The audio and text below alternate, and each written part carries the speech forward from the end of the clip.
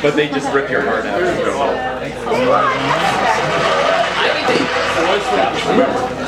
You're all a big part of the show. Larry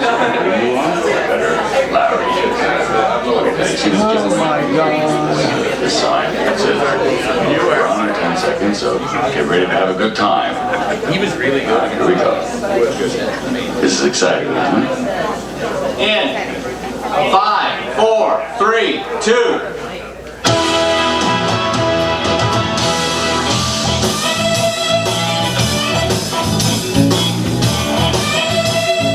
Ladies and gentlemen, it's Beatles week! Energy Paradise over my Sunday! We got the wireless mic, we got you the other shade! Give me this. Kingsley. And now, because only he brings out the natural luster of the wood, Larry. We got the wireless, come on baby! Alright, we're raging, we're free! We're not saying anything, we can come to the people, we can come right to Alex Dagostino!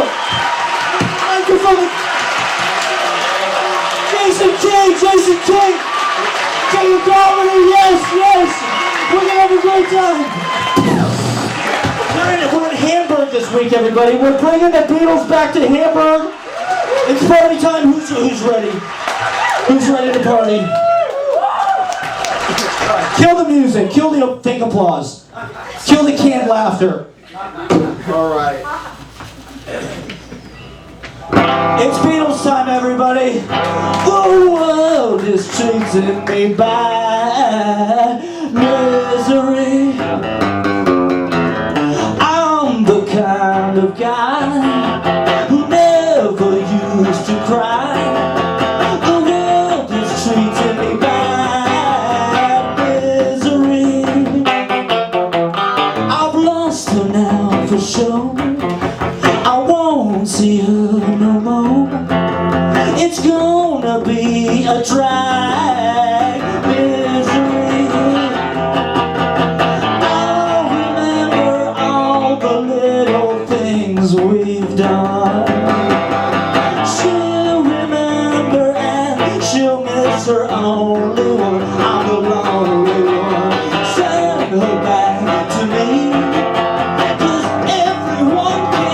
Come on, easy breath. Without her, I will be misery. Oh, my misery. Ooh, my misery. Misery. We're doing a medley of obscure Beatles.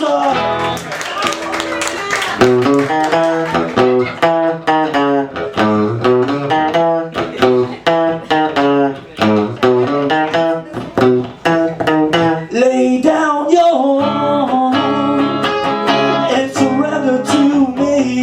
Come on, everybody, sing along. Lay down your arm and love me peacefully. Oh yeah. Use your arms to hold me tight, baby. I don't wanna fight no more.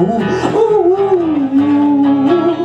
The weapons you're using are hurting me bad, and someday you're gonna see that my love for you, baby, is the truest you've ever had. A soldier of love is not to be. Lay down your arm and surrender to me.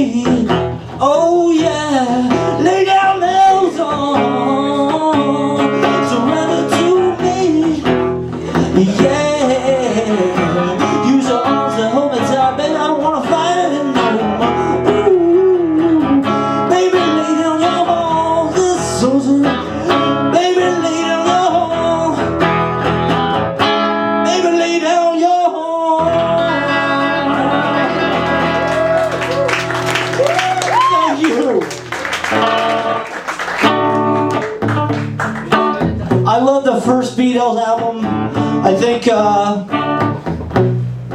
they were better live. All their recorded music is like a compromise. And Lou Reed said that John Lennon didn't do anything until he quit the Beatles. Lou Reed liked John Lennon's solo music, all the political stuff, all the New York City stuff, baby. I want to celebrate John Lennon as a New Yorker tonight.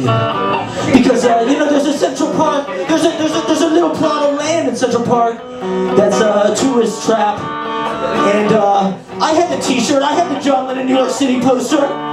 But he was a gritty artist. He was down the village, baby, with Yoko. My favorite genre of John Lennon songs about Yoko. Dear Yoko, oh Yoko, the ballad of John and Yoko. And girl, before you go now, I want you to know now that I still love you so, but if he loves you more, go with him. Oh, Anna, go with him. Yeah, Anna. When I was in high school, I got my heart broken. I listened to this song and I cried. Give back your ring to me and I will set you free. Go with him.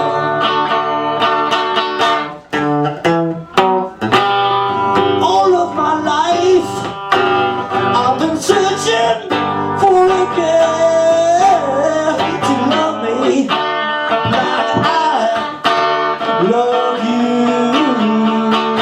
But let me tell you now that every girl I've ever had breaks my heart and leaves me sad. What am I supposed to do? Whoa, Anna. Just one more thing, girl. You give back your ring to me and I will set you free. Go with him. You can go with him, girl. Ooh, go with him.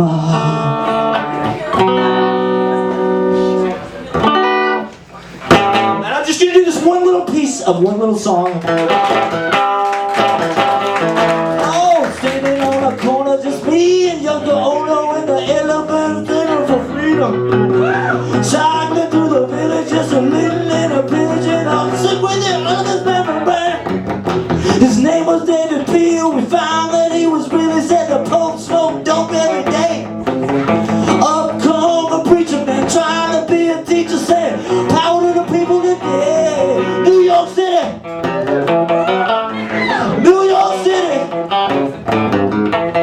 New York City.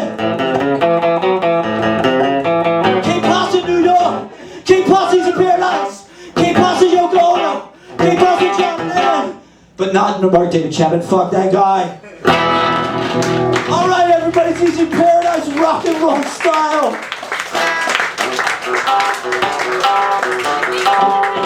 That's right. This guitar cost $15, that's why I wanted it. It's short scale, just like John Lennon's Rickenbacker guitar. Alright, thank you all for coming out to Easy Paradise. We're gonna have a great time. There's no obligation to do anything Beatles related or John Lennon related. The theme is meant to be subtle and interwoven and touched upon throughout the evening. But please stay on your course and do your thing. Whatever you came out, we've got amazing acts. We have amazing music coming up, amazing hip hop, amazing poetry. The comedians are here. That's right, to make us laugh. We just want peace and love here on the Beatles night, okay? We don't want anybody to get put in a headlock or anything. We just want love and everybody be cool and we're gonna have a great time. And it's a 2-drink minimum. It's a 5-minute time limit per performer. Is there anything else I need to? I might cut my emo bang tonight. Yeah, that thing. You know, I was so committed to this, but then I was looking at it in the mirror. I'm like, it kind of looks good again. It's like a reverse rat tail. It's like a rat tail for the front of your face. Alright, so we have amazing acts. Thank you all for coming out. It's a 2-drink minimum. We have great writers in the house. Ashley is in the house, of course. The great Ashley. In a cool outfit. She's looking very cool tonight. Alright, this first act, we're very excited. Let's just get it started, everybody. Let's get things rocking. This first act, I think, is going to do a little comedy for us. Can we get Adam Manno up? Adam, give it up for Adam Manno, everybody. Let's go, Adam. Let's go. Hi, everyone. A little about me. I'm Adam. I'm Dominican and Pakistani, also known as I'm a Sudoku puzzle for TSA agents. So I don't think of it. Yeah, I got those motherfuckers sweating back there.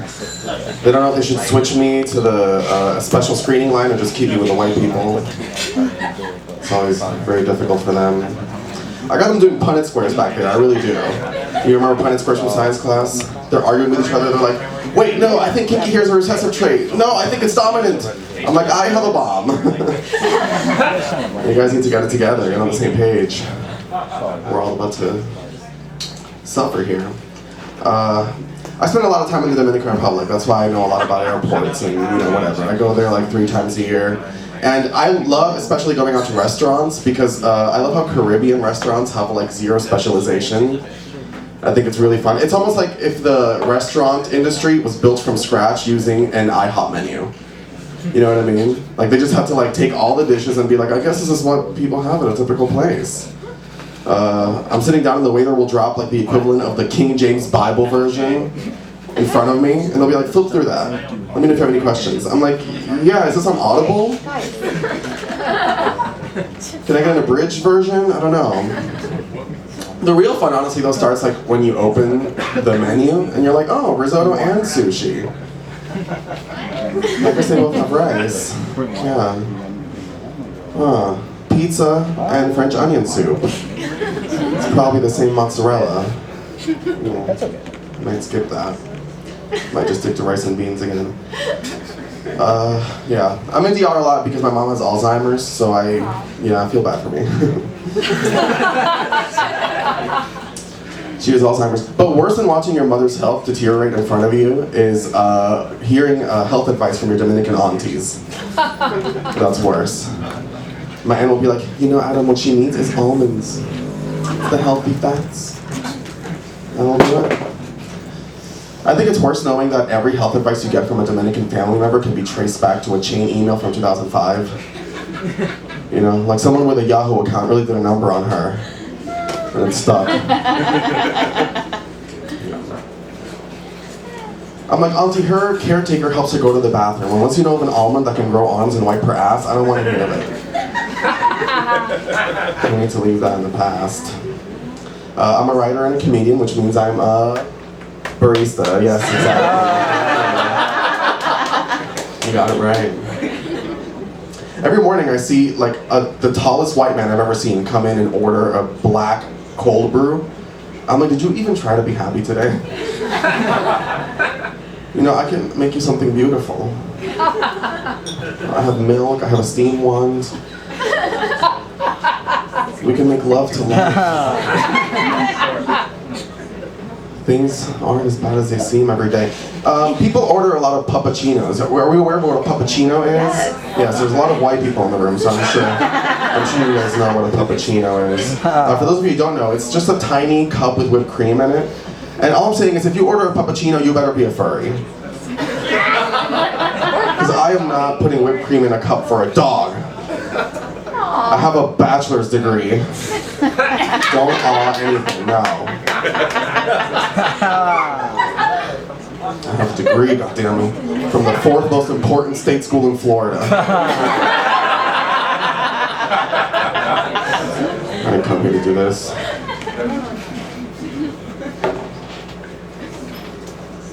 How are you guys doing tonight? Good. Yeah. I like feeling the energy like as it rises as you guys like slowly understand what I'm here to do. I don't know anything about the Beatles. The only thing I know about the Beatles is that when I was really young, I really liked the song "Can't Buy Me Love," but I was like a tiny Dominican kid, so I would ask my mom's boyfriend, "Can you play Campanilo?" He'd be like, "We don't have that. We don't have that." In this RAV4. Killing yourself in real life is not allowed. But killing yourself in a novel is like the cuntiest thing you could do. Right?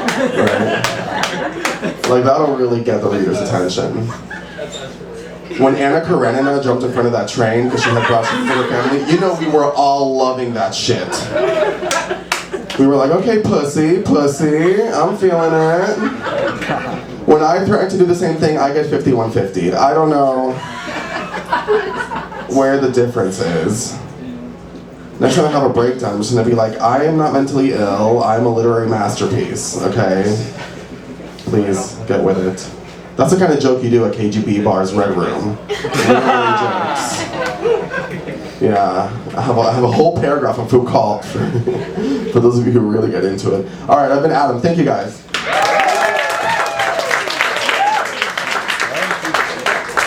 Let's give it up for Adam Manno, everybody. It's Mike Tober. Mike Tober just keeps rolling along here. We're doing themes all month. This week is John Lennon Beatles. Next week I think might be some kind of Taylor Swift thing. I don't know. Is that a bad idea? I don't know. I thought it'd be popular. Okay, maybe not. Okay. But it's okay. Well, anyway, maybe not that. Pumpkin spice or something. Okay, possible.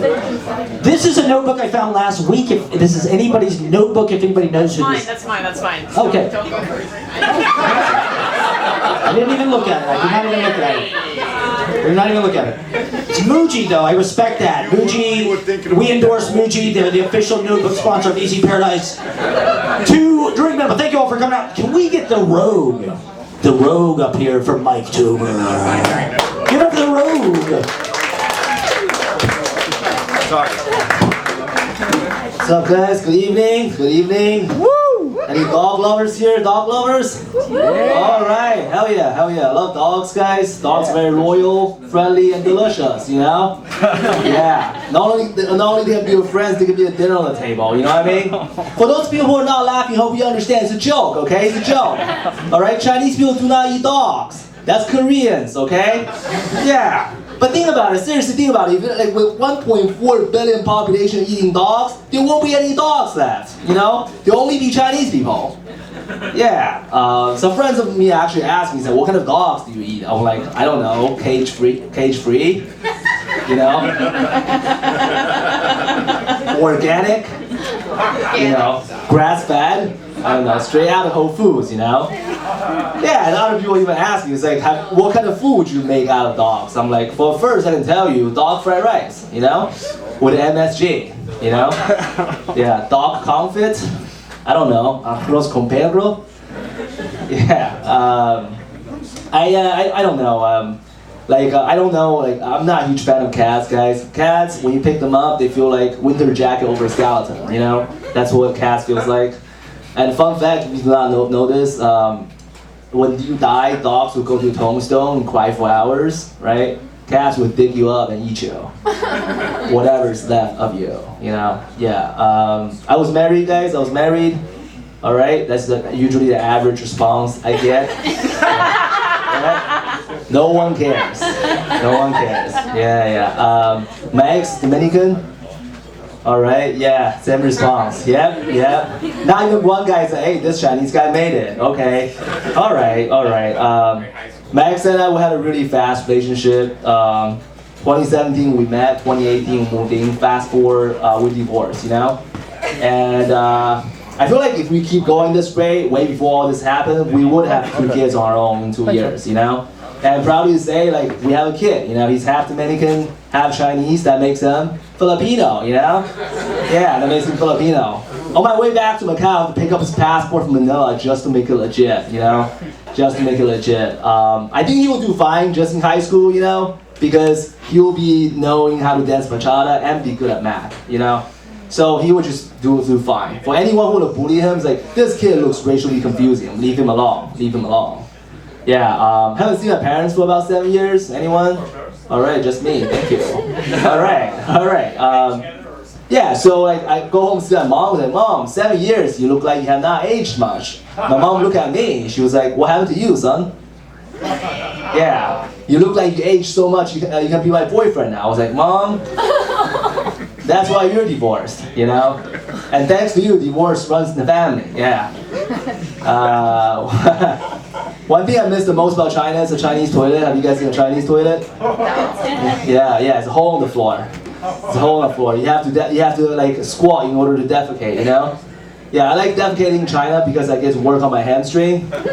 You know, I get to admire how much I ate last night, see if I ate healthy enough. I ripped 3 pants defecating in China, guys. Exact same 3 pants I have to get from Gap that's made in China, you know? A great economic model. I never thought about that. Once telling this joke in the village, audience member confused Chinese toilet with Japanese toilet. Very big mistake, you know? If you don't know what a Japanese toilet is, it's one of those toilets where you can wash your butt by pushing one button. Highly concentrated water will shut your butt, you know? Yeah. Very big difference, because Chinese toilet, you gotta basically exercise in order to defecate. Japanese toilet, you get a prostate massage right after, you know? Yeah, I feel like you can tell by the quality of a New York restaurant just going to the bathroom. Like a good toilet paper, it smells like gross. Yeah, I'm joking. Who smells toilet paper, right? But the bad ones, like when you want to wipe your butt, you end up fingering yourself. You know, that's my honey. Give it up for the Rogue, everybody. Here in Mike-tober, hilarious stuff. Check him out online. Can we get Sarah J. Carter up? Can we give it up for Sarah J. Carter? She's going to read some literature for us here at the KGB Bar. Legendary literary institution. We get the best writers in New York. Some of the best writers in New York in this room. Give it up for Sarah J. Carter, everybody.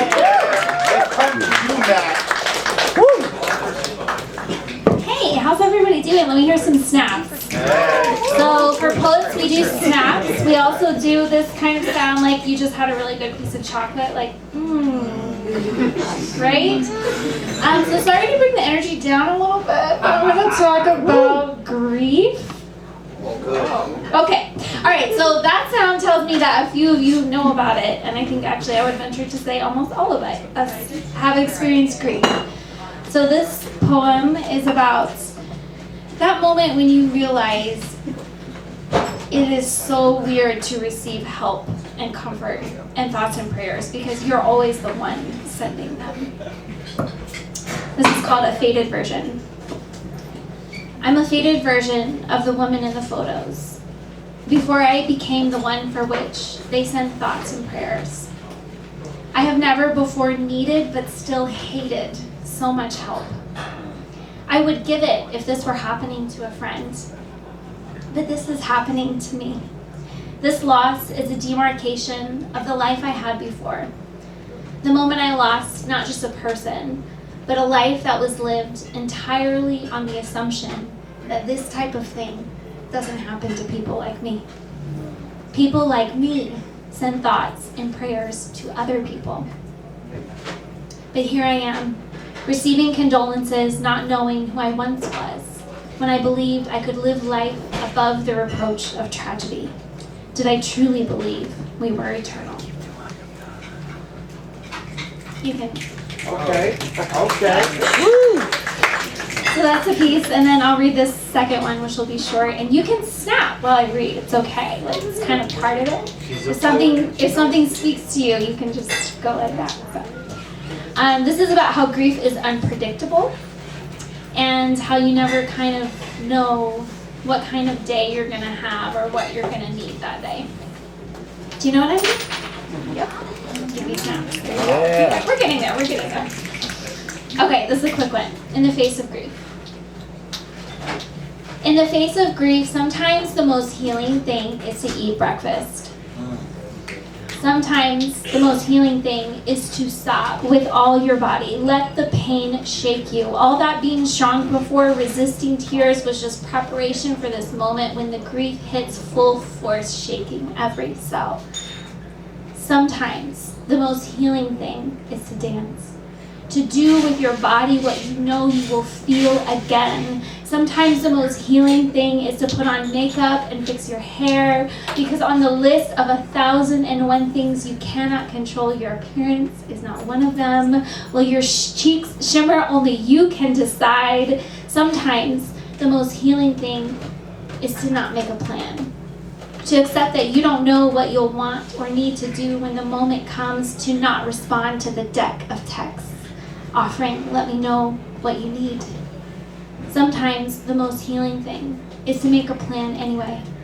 to create some structure that you can pour the batter of your soul into, force yourself to make some coherent shape. Because while the certainty of the future may be gone, you can still plan a walk in the park. So you go for a walk, not knowing if tomorrow you'll need to eat breakfast, dance, fix your hair, or sob. Whatever you do, you know it will surely be in the face of grief. Talk that shit, poet. Thank you all. I'm releasing my debut poetry collection this fall, and the book is called Even in the Grief.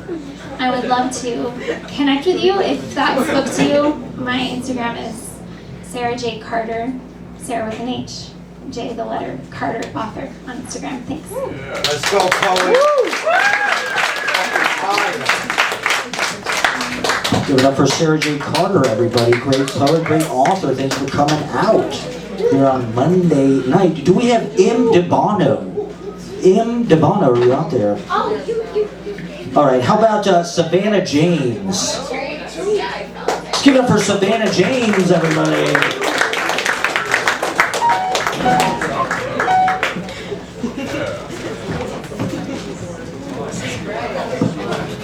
Hi everyone. I'm going to read a little prose piece about yearning. It's not about the Beatles, but hopefully John would appreciate the yearning. This is called Eternity. Eros rises to the surface of my skin, as if a magician is standing over me, extracting it from my pores.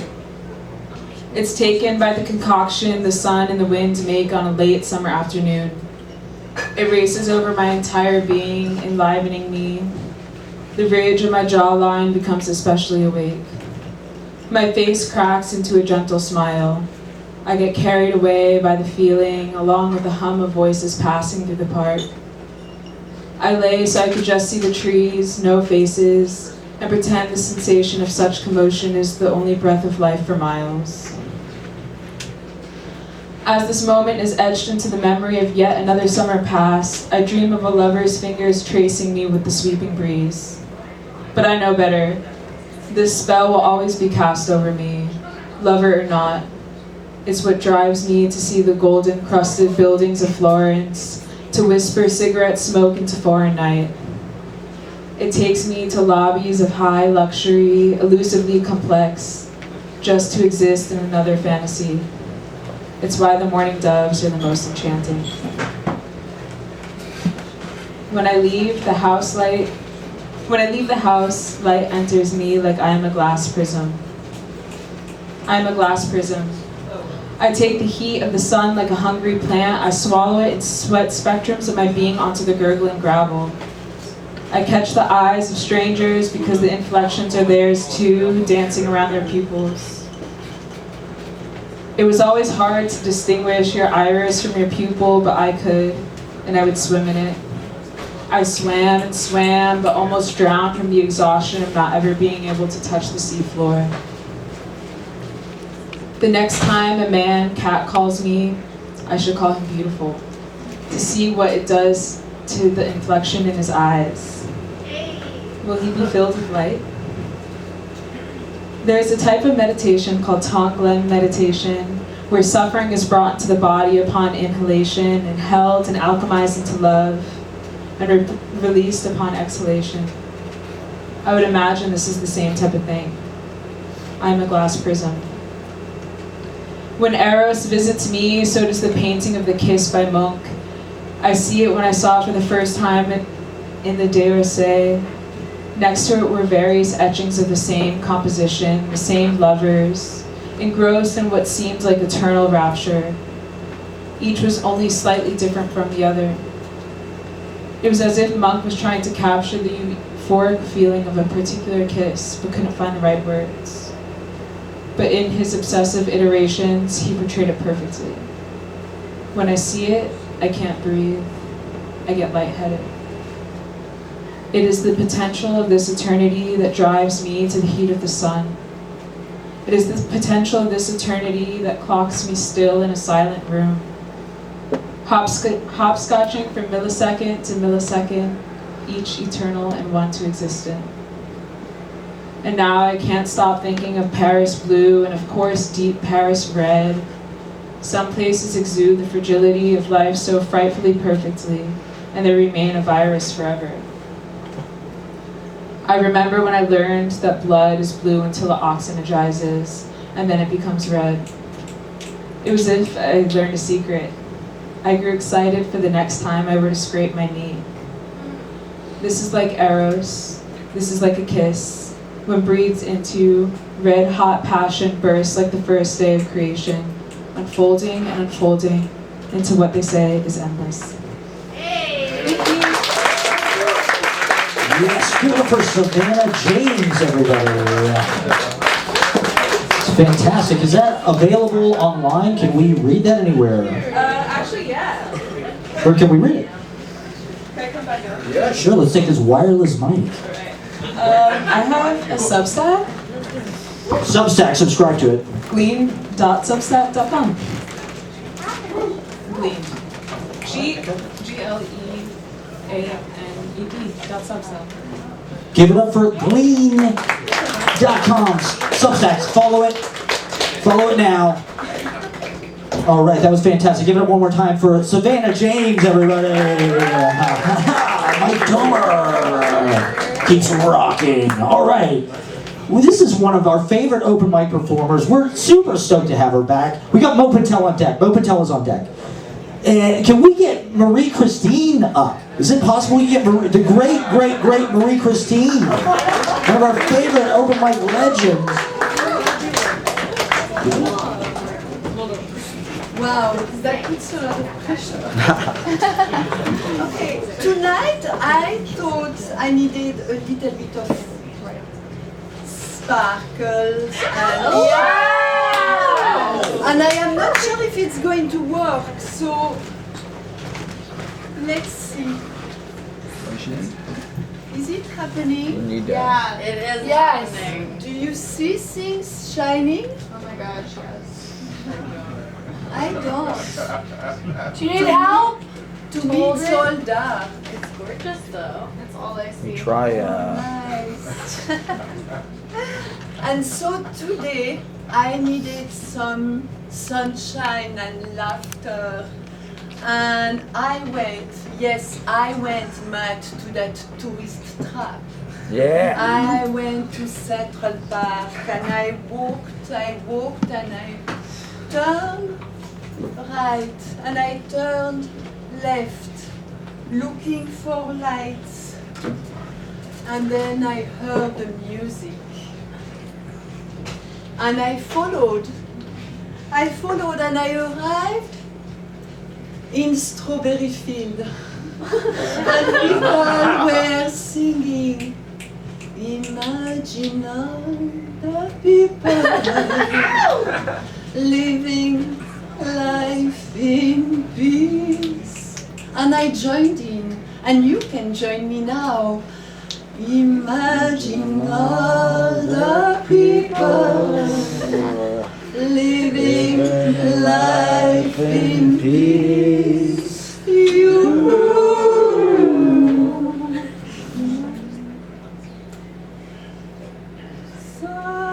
Silence.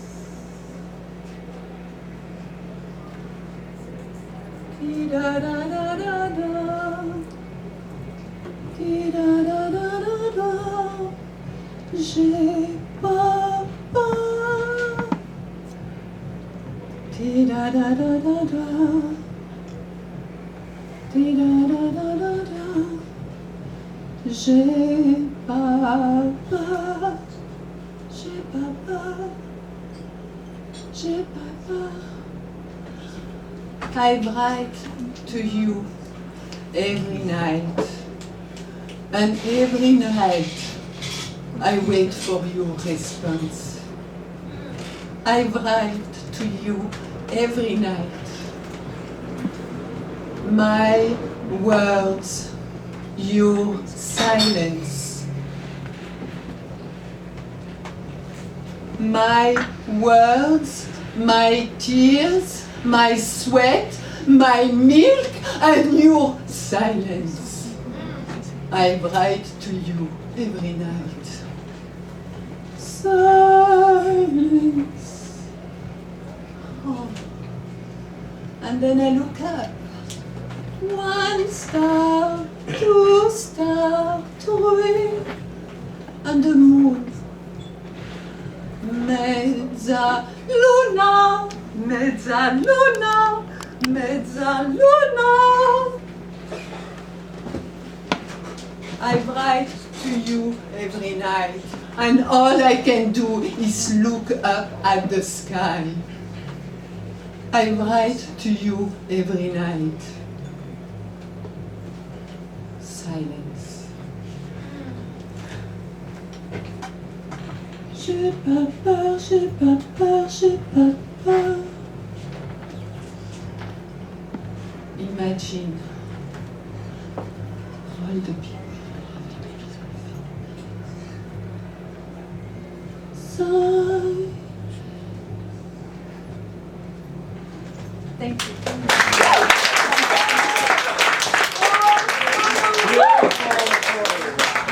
Give it up for Marie Christine, everybody! Wow, it's magic time! We got the Raven, Blackbird singing in the dead of night! Here it is, everybody. It's magic, it's Mike-tober. We got all the decorations out and stuff to be festive. We have Victoria Evans on deck. Can we get the hilarious Mo Patel? Let's go! Give it up for Mo Patel, everybody! Cincinnati's finest. Fuck yeah, dude. Hell yeah. It's been alright, comedy, let's go. It's been a weird week, dude. Somebody asked me how I felt about Hamas, and I thought they said, how do I feel about hummus?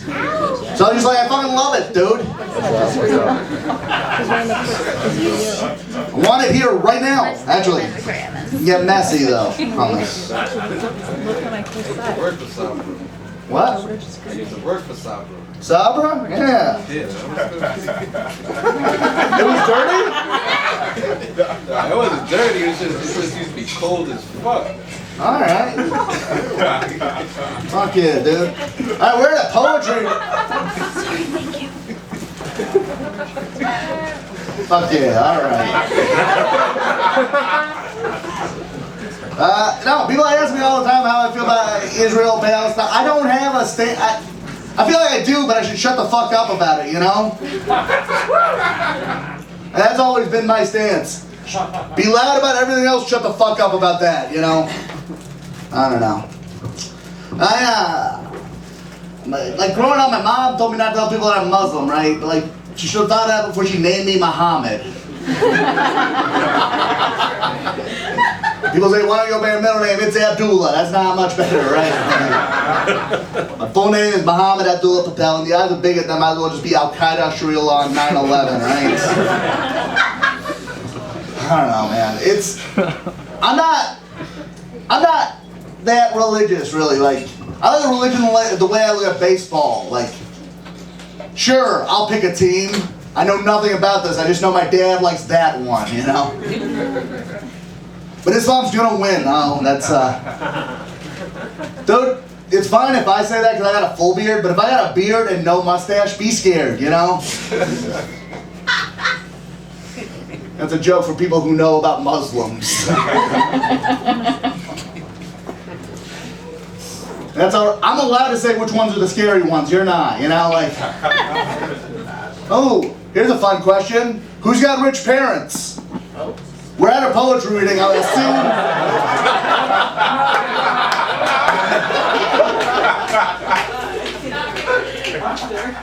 I know, I can't even afford drinks here. Unlike some. Wait, I found one. We found one. You found a rich parent? Yeah. You got rich parents? Yeah. Wait, No. my dad had cancer in It high looks school. like one. Motherfucker, you look like one. Shut up. Yeah, you do. My parents are dead. All right. Well, they could have had money. I don't know. All right. Who else has dead parents then? Fuck it. Did somebody say my mom's a doctor? All right, that's well-to-do, I suppose. I've lost. this is my fault, okay? Go ahead. I didn't have a point, dog. I just wanted the first laugh, and I wanted nobody else to interact.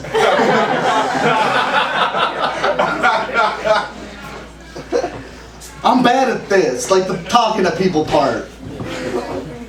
All right. Nobody argue that, all right? Oh, you're great, Muhammad. Thank you. Sabra guy, I don't know. All right. I'm not a shy person at all, right? Like, to call me an open book would be an understatement. I'm also very mentally ill, so I'm open up to the most fucked up part of that book, right? Right? Like, if I'm catching the rye, I'm open up to whatever part tells you to kill John Lennon, all right?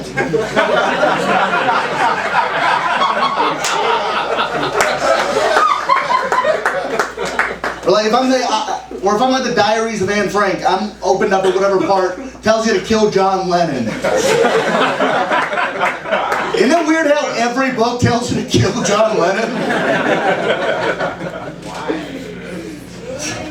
Because he's a phony. I don't know, man. I've been using this cocoa butter body wash. Yeah, and on the bottle it says it is for darker skin tones. So I tell you, yeah, that's probably my favorite type of ethnic cleansing. Oh, you didn't laugh? You got a different favorite? What? I like that one. Yeah. Yeah. All right. Cleansing. Yeah, of course you. All right. Thanks, Matt. Yeah.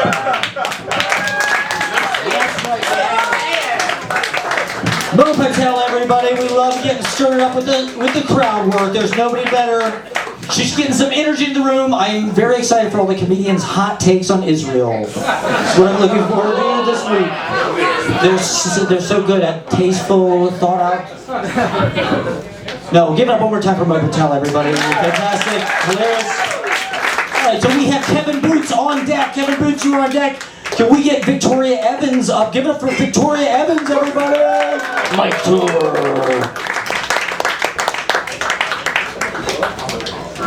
Hi. I don't have anything to say about Israel. But I did have 3 jokes to say. I realize that there's certain elements of the whole Israeli Palestinian thing that I did not expect my friends to be here hearing about. My first joke is about that I discovered that one of my high school bullies became a life coach. And I wrote a book. I'm a professional writer, but I get paid to do that. But I also get not paid to like talk about other stuff. And one of it is this thing that was really, really irritating, which was my high school bully that had like these giant tits, Rachel Melinda. You can look her up. She actually has a master class. You can pay for it because it's not for free. By the way, it's not for free. You don't just like weasel your way in. But she was a girl that I used to eat lunch in the bathrooms. She would have these like big, like huge tits, and she would like whip open the door. Kind of, I thought maybe it was with her tits, and just like berate everything about my life. And discovering that she was a life coach when she was 26 really affected me, and I thought that feeling that way was kind of weird. And her life coach class, by the way, is $2,700. I barely believe there. It is $2,700. I would have paid this just to avoid this person. It was wild to me, and she's very into like meditation and like clean living and all this stuff. So that's a joke. But I also found like another high school bully, and I feel like as a writer, we generally don't get along with a lot of the public. I think by and large, the most segregated part of society. So we don't really get along with a lot of people. We either become really successful or we don't, and when we don't, it really shows. We become like bad comedians, or I guess end up here at some point. But overall, I had another bully in high school that I guess wrote in my Muji book.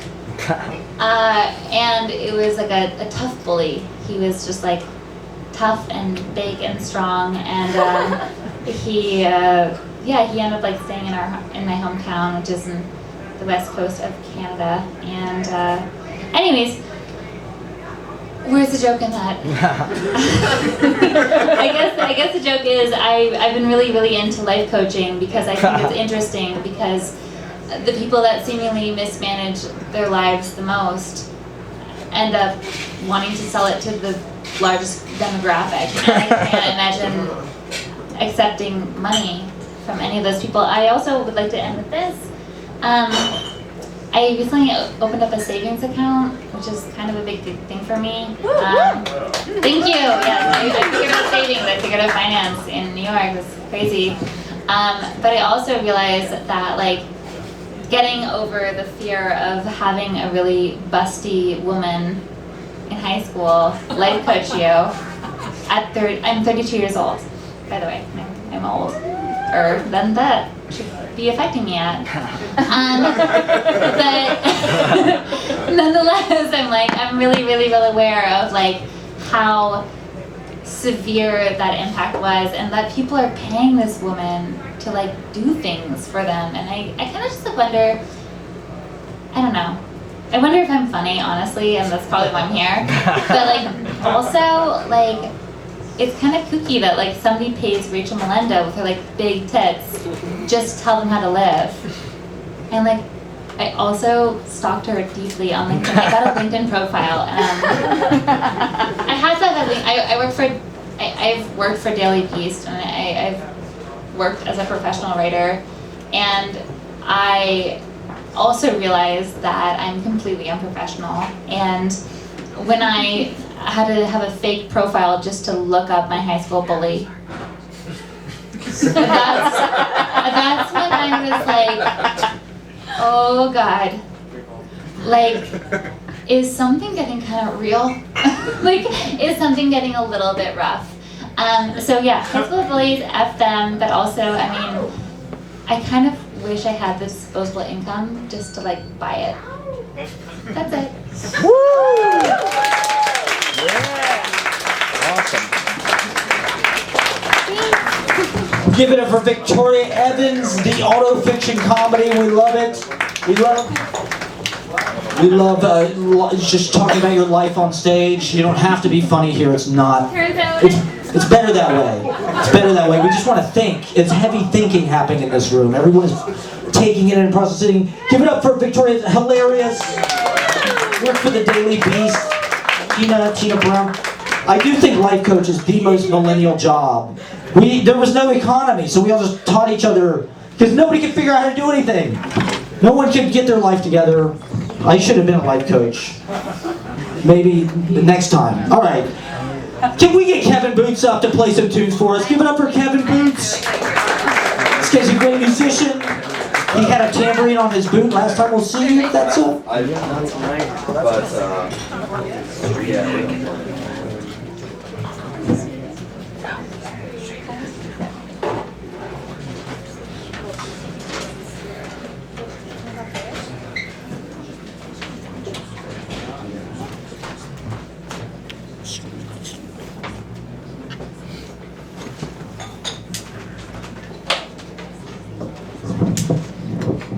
Good evening. Woo!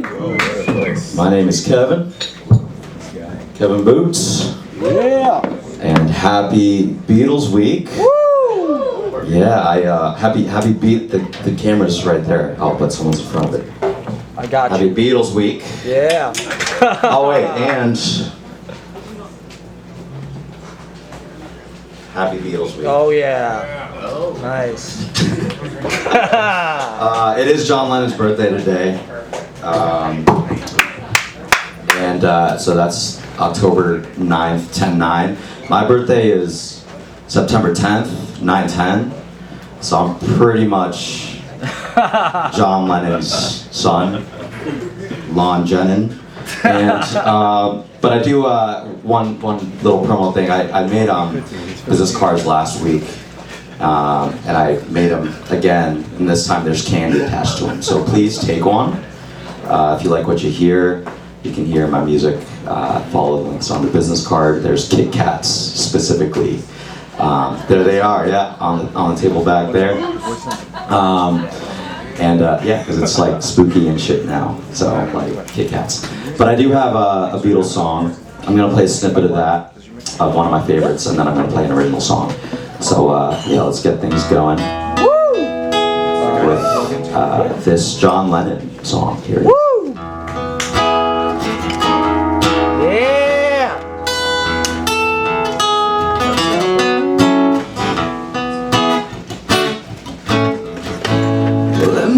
Take you down, 'cause I'm going to strawberry fields. Nothing is real, and nothing to get hung about. Strawberry fields forever. Living is easy with eyes closed. Misunderstanding all you see. It's getting hard to be someone, but it all works out. It doesn't matter much to me. Let me take you down, 'cause I'm going to strawberry fields. Nothing is real, nothing to get hung about. Strawberry fields forever. Strawberry fields forever. KGB Red Roof forever.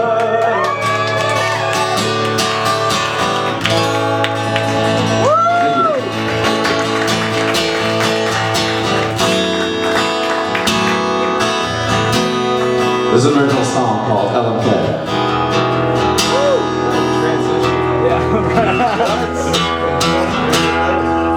Have I been on your mind the way you're on mine? Tell me if I take up just as much time as you do by yourself.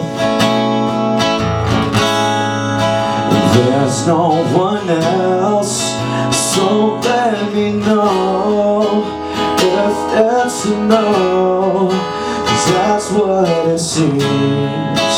I'll let it go.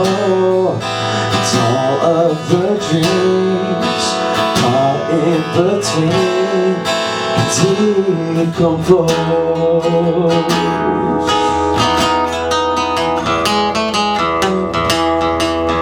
Waiting to see a sign, but nothing comes through. Maybe I'll be alright if she can't get back to, and she's not the one that's for you or yourself. There's no one else, so let me know if it's a no, 'cause that's what it seems. I'll let it go. It's all of the dreams caught in between, decomposed.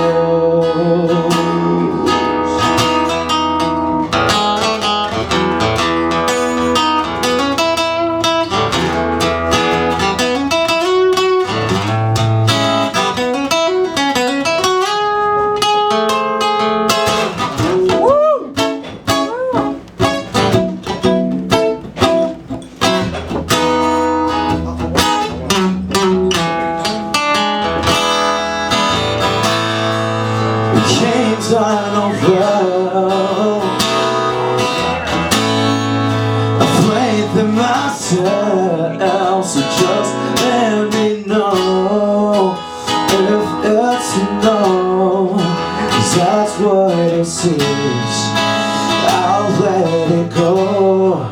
It's all of the dreams caught in between the decomposed.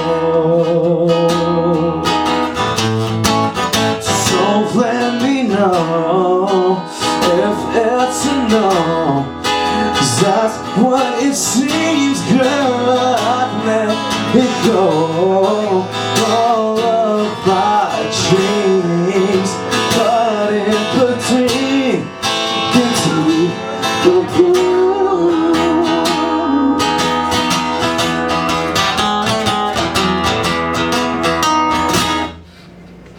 Thank you.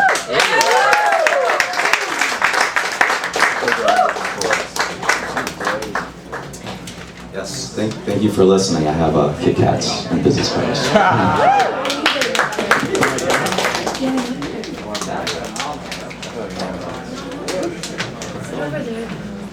Give it up for Kevin Boots, everybody. Style. That is how you do the theme, right there, okay? Extra points. The t-shirt, the glasses, the medley. We loved it. It sounded great. Give it up for Kevin Boots. The Boots Street Boogie here. All right. This next writer we are so stoked to have back. It's been so long. Seriously, one of the best writers in New York. Check out everything she's doing on Dirt FM, I think is what it's called. You know, I was reading this New Yorker piece by Janet Malcolm the other day. Woo! Love Janet. Yeah, oh my God. Really, they just don't even write this, but it kind of reminded me of Terry Nguyen. Honestly, I'm reading, I'm like, this is very smart. And we're super stoked to have Terry Nguyen back here at the open mic, one of the best writers in New York. Give it up for Terry Nguyen.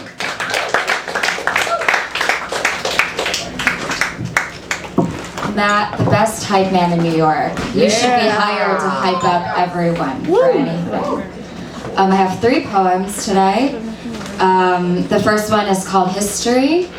It's, I wrote it a while ago, I don't really remember the context. History.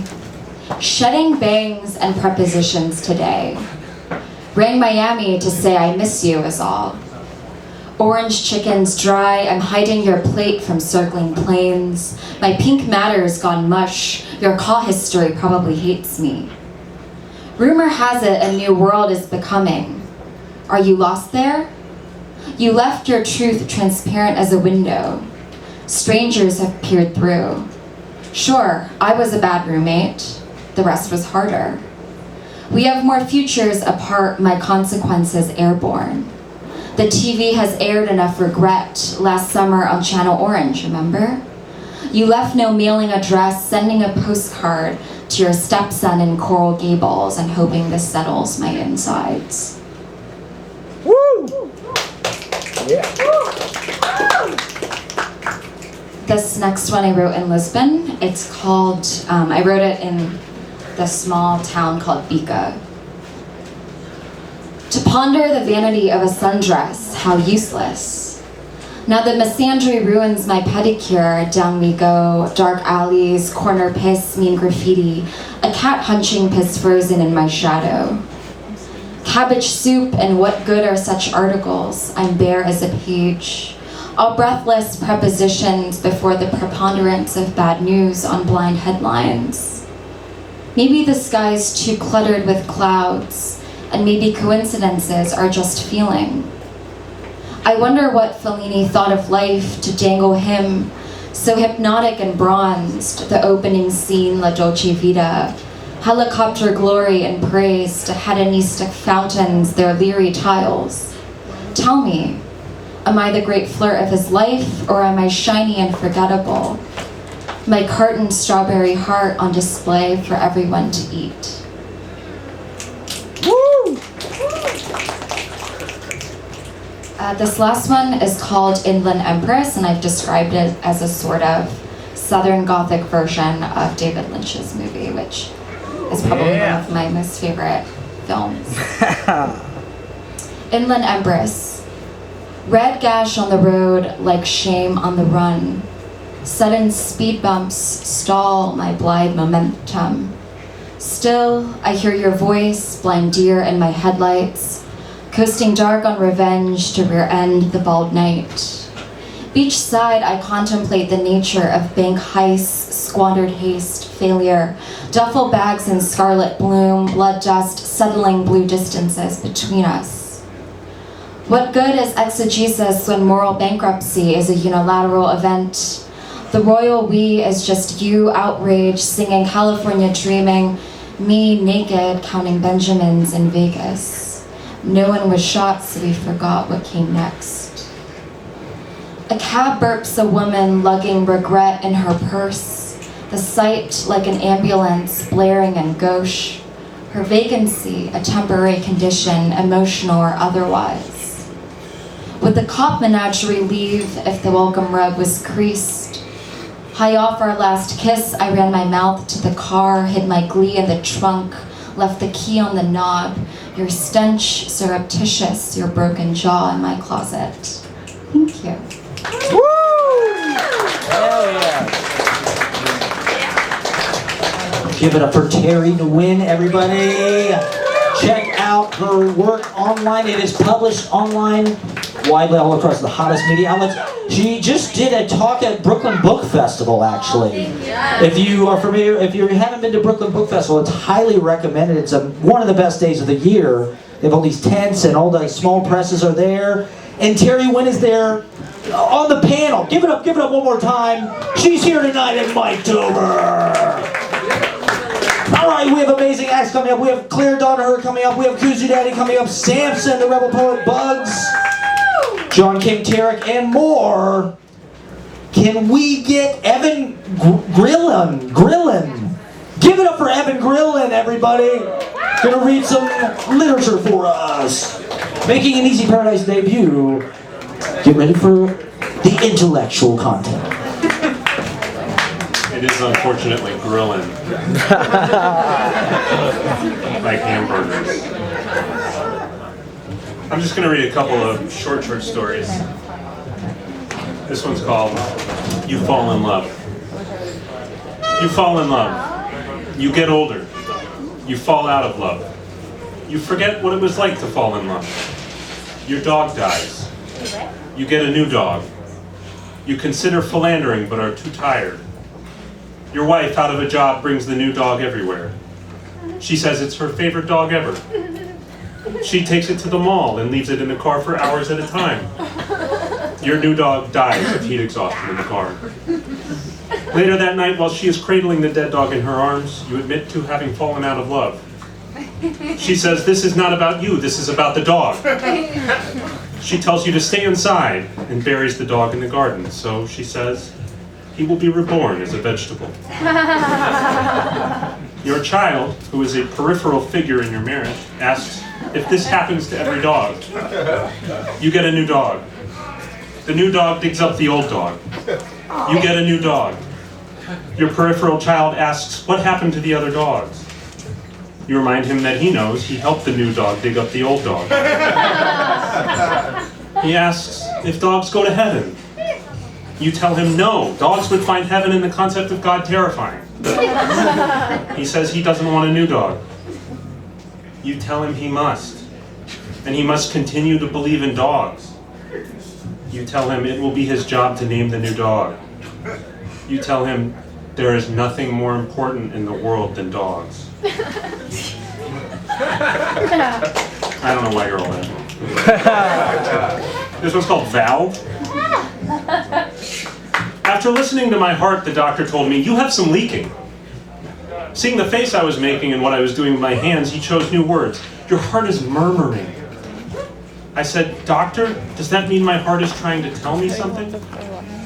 He said, yes, but of course he couldn't pick it out. That's what a murmur is. He crossed his arms thoughtfully, then got up and opened a door to a back room. There was a study there with a divan and a desk and lots of books. So I got up from the examination table and lay down on the divan, as one does.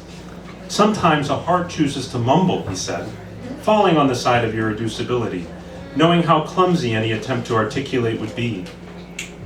Somewhere along the way, he'd put on a cardigan and lost the stethoscope in the lab coat. I said, "Doctor, does a leaky heart suggest a lifetime of inadequate corrections leading to tragic moments of weakness?" He was shining a light in my ear and then putting his finger in it. "You have a wide ear," he said. "Widest ear I've ever seen. I could fit 2 fingers in here." To demonstrate, he put another finger in my ear. Okay. Short fiction, everybody. This one's called Sailboat in the Dining Room. I dreamed my mother took me sailing. She never took me sailing. My grasp of boat terminology was tenuous at best. In the dream, I read the manual looking for a section that tells you how you got into this boat in the first place, while my mother just sat on the deck in a long white dress. Her lips were pursed and her legs were crossed, and her hair was up in a wispy bun that was perfectly white as well. She had a glass of red like she'd had on that night. The sea tossed our boat and spilled wine on her dress. Then too I had run to get a napkin and some seltzer water, as I did in my dream to that cooler on the deck. Gulls were snatching fish from the water like miracles, and I went to dab at the spots, but she insisted she'd do it herself. I begged that we needed to figure this out before the wind died down, but at the table I had poured her another, having promised myself that I would never pour her another. Then a dolphin at play somersaulted right over our little boat. Holding her up, having read of grace, I had said, "That was close, Mom, wasn't it?" On the white carpet with red wine everywhere, on the shore with the tide coming in and creeping up her dress, she said, "Your father would have been able to fly that boat." And I said, "Planes." He flew planes. Thank you.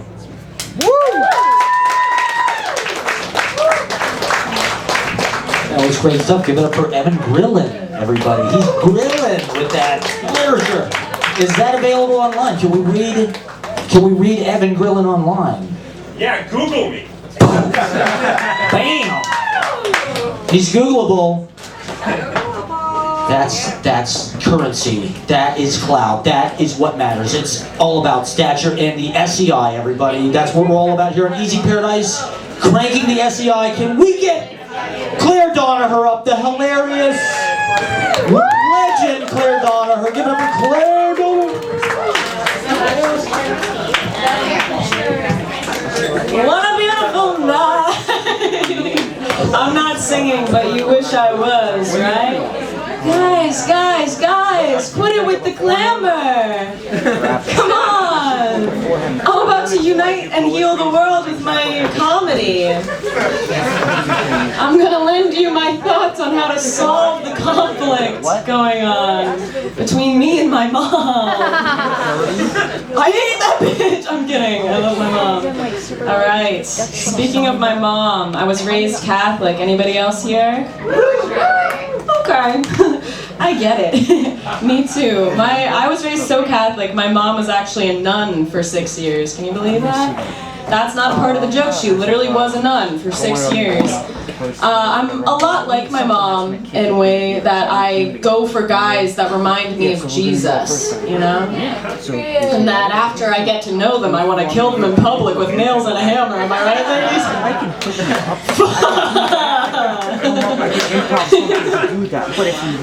When I first got to New York, I was delighted by the dating scene. Anybody else? Whores all over in the best way, and I like it. No, but yeah, when I first got to New York, I was trying to fuck this guy. Well, I was trying to make love to this guy, but everybody gets pissed off when you say that. Oh my god, she's a pervert. Ew, she wants to hold his hand and look into his eyes. Oh, throw rocks at her. Everybody hates me. But no, yeah, the one thing about dating in New York that's weird though is every guy has a podcast. You notice that? Yeah, ew, yeah. You know you're down bad when like you're listening to a podcast that's got less than 200 views. At that point, it's just you and his mom. Just like, I wish he would lean closer to the mic. He's so well spoken. Thank you. That one was called Boy Podcast. But the crazy thing about, you know, listening to a boys podcast, like, as a woman, when we like a guy, we go through his entire internet persona, right? You have to. And in Pittsburgh, this was easy. You have like 2 Instagram posts and 1 like kind of weird Venmo transaction. And you're like, yeah, I could love him. Let's get this party started. But in New York, there's just so much online content that it just gets confusing. And you know, there's like a 2-hour-long podcast and you're like, okay, when are the 10 minutes when he inevitably describes his ideal woman? It's not how boy podcasts work. Boy podcasts are like, would you rather fart every time you smiled? Or shit your pants and kill your mom? And I'm like trying to read into it still, you know? I'm like, if he's a fart god, he wants a woman who can cook, so he can fart more.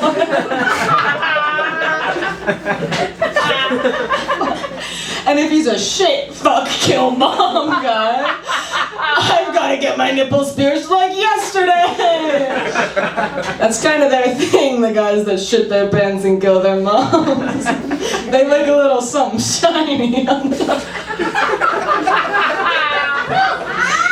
Off the dome tags, off the dome tags. Okay, anybody here enjoy having their hair played with platonically or otherwise? Yeah! Yuck, ew, ew, ew, this was a trap. Now I know who not to talk to. No, I always got that growing up. I guess I have one of those faces, but in middle school and stuff, girls would like flop their ponytails down in front of me and be like, you can play with my hair if you want. If you want to braid it or something. And, you know, I don't. But I have social anxiety, so I'd be like, Melanie, I've been waiting for you to ask. Let me get in there. How's this pressure, baby? What shampoo do you use? But I don't like having... I love you. But I don't like having my hair played with for 2 very important reasons. One is that growing up, I was kind of uncomfortable with close proximity to my female friends because I was terrified that they were going to somehow find out that I was gay. I'm not gay. But it sounds like I am, right? That's a pretty gay thought, huh? But yeah, I was always just like trying to not seem like I like it. I don't know. And then I also have scalp psoriasis. Anybody else? Any scalp psi sisters in the audience? What having scalp psoriasis means is it just means that if you run your hands through my hair, they're not coming out the same way they went in there. I feel like you guys are laughing about when I don't get a laugh. Like there's a beat where it's just like, what? Okay. But anyway, the end of this is that when like my CIA torture would be having my hair played with by a cute girl, you know what I mean? Because I'm like trying to clench my scalp particles into my skull and also trying to not look horny. I'm like, I'm enjoying this, but a normal amount. Kiss me. I love you guys. Great life, happy life.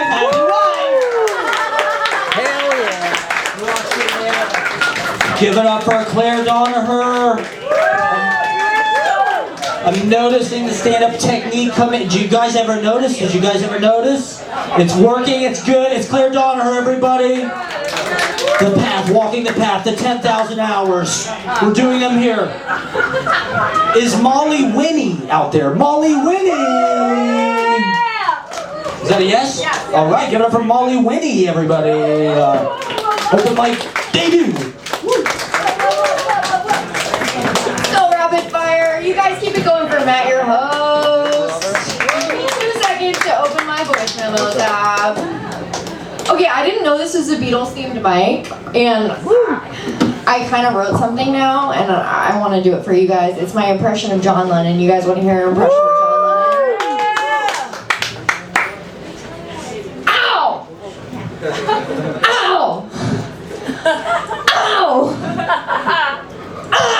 Yeah. He was shot 4 times. That's. Thank you very much. I was on my way here. I got a call from my grandmother. You guys fuck with your grandmas? Yeah. I'm pro grandma. I got a call from my grandma. She's my favorite person in the world. Yeah, and I answered. I was like, "Hey, Gran, what's up?" She said, "Aye, Molly, you're never gonna believe what's happened." She's Irish, not a pirate. Still workshopping this though, and I don't know if any of you have ever talked to an old Irish woman, but like generally, I believe what they're gonna say. They just like to embellish. So I humored her. I was like, "Oh, what's going on, Gran?" She said they started padlocking the garbage. And this is a big deal for her. You know, she lives in a retirement community down in Florida. I was there a couple months ago, so I know exactly the garbage can she's talking about.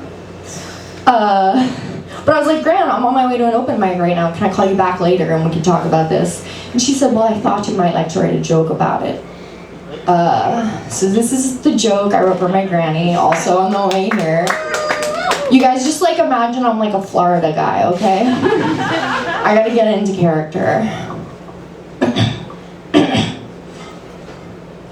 So, I've been padlocking my garbage in the retirement community lately because I've been throwing out a lot of gold. That's it, that's the whole joke. My grandma is my favorite person in the world. Her new thing is like she answers the phone, widow of the house. Which is crazy because my grandpa's not even dead yet. She's just really excited. No, he is dead, you guys. I'm sorry to break that on you. I had a weird summer. He died, and I found out he died while I was having sex. Yeah. There's just like I don't really know how to handle it. Like, there was so much going on, and in the moment, I didn't know what to do, so I kind of just went with my instincts, and I slapped him in the face. I was like, pop up, wake up. And he didn't. Just kidding, guys. I got a text. I manifested the wrong kind of stroke for that evening. Yeah. Oh, yeah, he had a stroke. It's so sad. He was 83. It's okay. I was having a conversation with a guy friend of mine recently, and he said something which I think is so exclusively male. He was like, you know, pizza's like sex. Because even when it's bad, it's good. Now, as a woman, I have never heard of pizza raping or killing anyone. Yes. But the way guys talk about it is kind of the same, because I was like, well, why don't you clarify what you mean like with that? And he was like, well, did you have pepper on you? It was like pepper flakes or pepper spray. Like, you guys, when I figure out that punchline, like I know it's there. It's gonna be game over for the haters. What else do I have for you? Oh, you guys want to see some prop comedy? Yeah. Okay, cool. So I'm gonna show you the worst gift I've ever received. Hold on, I think I have it in my pocket. If not, we're gonna skip this joke. I do. There's a rip in my pocket, so it's like actually in the lining of my jacket. Okay, anybody ever seen one of these before? No. Girl, I wish. This is a women's safety alarm. I got it when I moved to the city. No, it's not. I wish it was pepper spray. I'm gonna do a quick demo if anybody has ever seen it before. So if you're really sensitive to sound, I guess close your ears, but I'm not gonna hold it near the mic. So you're supposed to pull that if you're in danger. And that's all it does. So I guess like if a good Samaritan hears that, they're like, oh no, a bird is being strangled.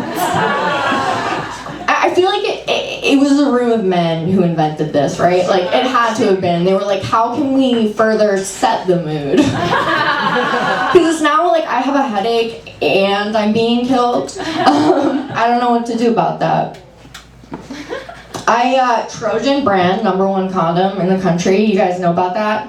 Yeah! #1 brand in the country, and I've been thinking a lot about it lately, why it might be. And I realized, I asked my boyfriend, he was like, oh, I just love the little soldiers on the packaging. They've got little helmets, and that's sad that we have to market condoms to men with like war. I feel like they've seen all the TikToks about like how often do you think about the Roman Empire, and they were like, this is how we're gonna get him. I was at my doctor recently, and he was kind of like, oh, have you considered getting an IUD? And I was like, I want nothing living inside me. Thank you so much, I see that. I don't know, Biden just legalized over-the-counter abortion medication. He did that in like January, so that's a big win for women. I think the only way it could be a bigger win for women is if Plan B is more expensive. If abortion pills are more expensive than Plan B, because that way I can Venmo request more when I lie to guys about getting it.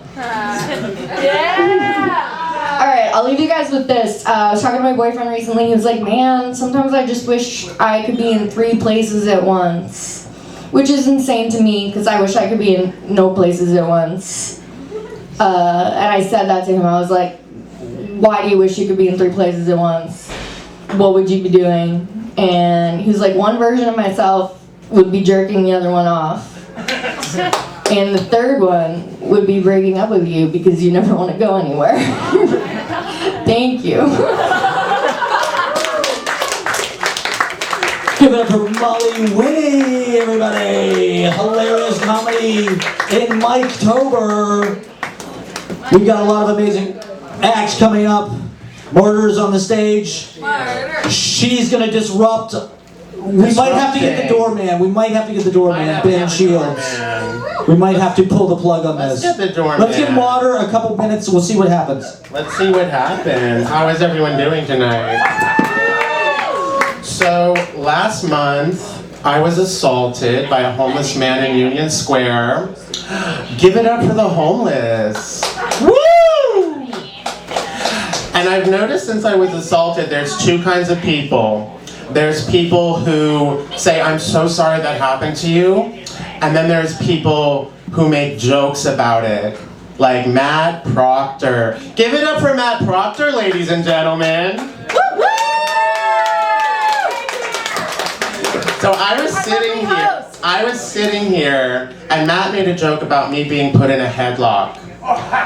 And I think that is despicable. And I think you should be ashamed of yourself.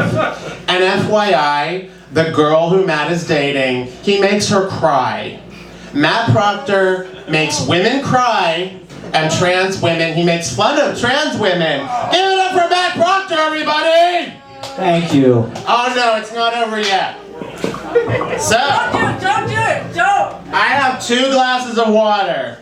And one of them's for Matt Proctor, and the other one is for a non-binary woman. Give it up for non-binary women, everybody! Martyr! Oh, you hit me! You hit me! Martyr, what's the fun? Can we get the doorman? Okay. Sorry about that, everybody. I'm sorry about that. Martyr is complicated. I apologize. It happens. It's fine. It's East Village. It's New York. We don't give a fuck. The show's gonna go on. We get Martyr out of here. It's not a big deal. I apologize to anybody. That's just been life, okay? We're doing great. Is everybody doing okay? I apologize. I'm sorry. It's cool. We're gonna keep going. We're gonna keep going with the show. So we got a lot of hilarious stuff and some amazing comedy coming up. That's okay. Is everybody okay? I'm so sorry about that. All right, we will see the doorman and we will figure out what's going on. All right, but we're gonna keep the show going if that's okay with everybody. We really apologize for that. Take a 5-minute break. You want to take a break? Take a 5-minute break. We love you, Matt. All right, thank you. Do we want to take a break or do you want to just keep going? I feel like we should just keep going. Yeah, let's just keep going. All right. I'm so sorry about that. Anybody who needs to step outside, we can step outside.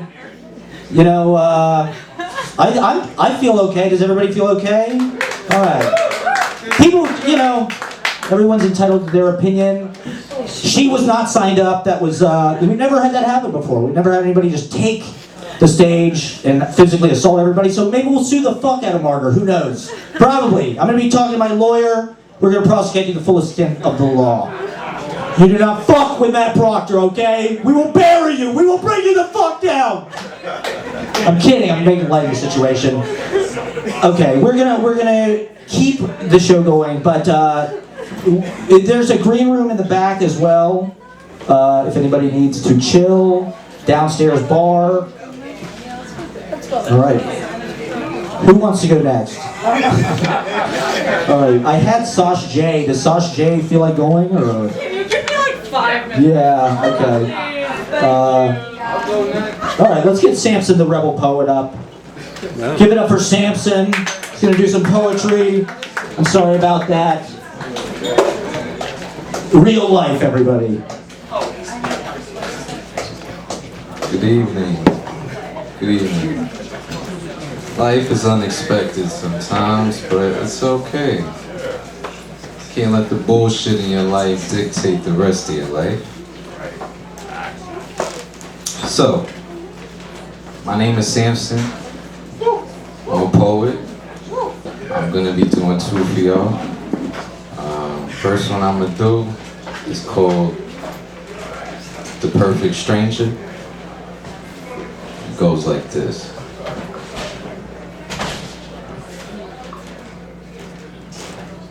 So you see, she was the perfect stranger. A few feet away, but I knew I felt her from a mile. Thinking that she destiny, cause she had my first child. 5-son, bushy hair, pretty brown eyes. Shit, I was focused on that. I wasn't even worried about the thighs. What a queen. We sat up late talking about goals, plotting on how to take over this world. My confidant when I felt unrest because she just knew how much weight on my chest. Yeah, we fight, we argue, we cuss all the time. But that's just reasoning. I mean, fall always comes after summer season. But then we pick up where we left off. We both brush our vests off only to realize that, damn, we were strangers again. And it all took a minute. Our past relationships getting our shit twisted. But the comeback, oh, it was lovely. No more fuck yous and you don't love me. Just lavender skies and starry nights. Taking long walks around the park, find a spot for us to spark a conversation about our day at the altar, waiting.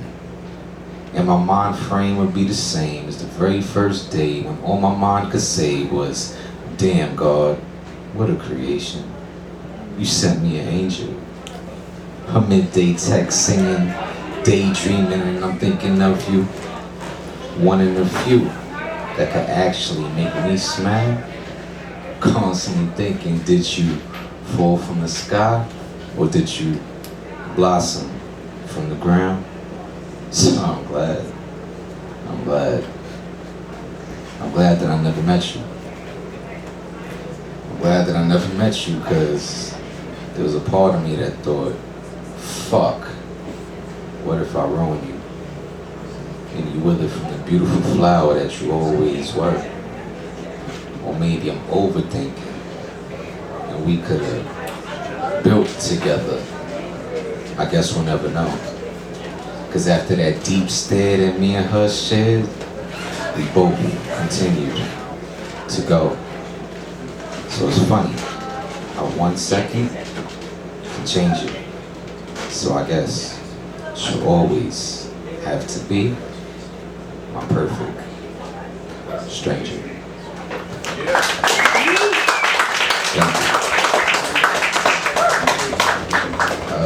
This next one I'm gonna do is called 45 Minutes in Heaven. So, yeah, 45 minutes in heaven.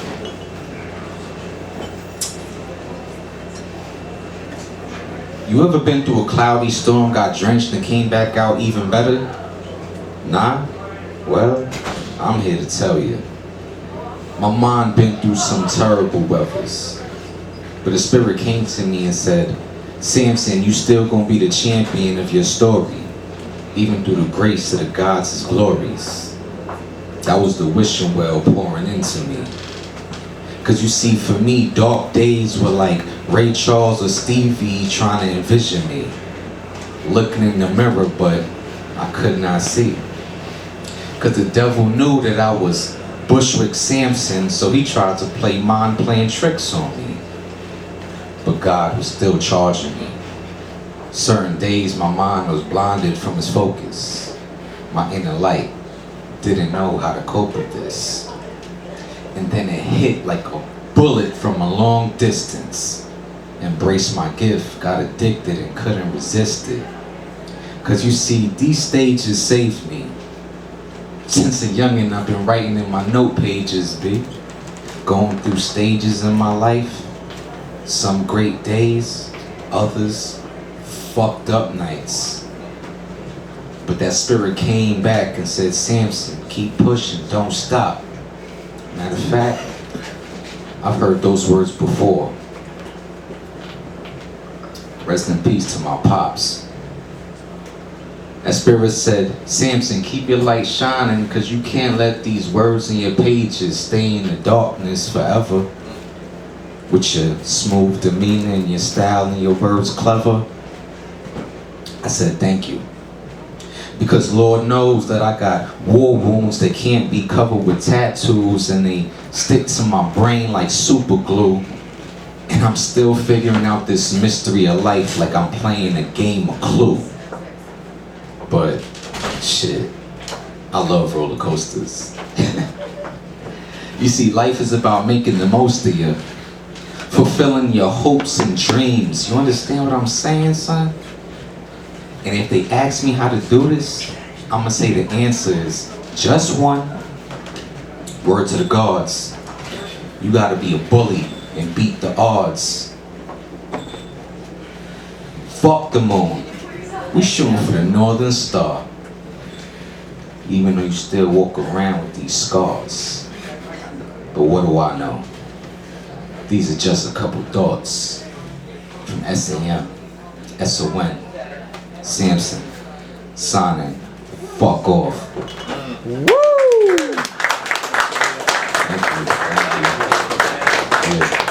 Samson the Rebel Poet on Instagram. Also, if y'all not doing nothing on Wednesday, me and my homie Spoken Pete doing a show at Bushwick Triangle in Bushwick, Brooklyn. If y'all not doing nothing this Wednesday, thank you. Have a good evening.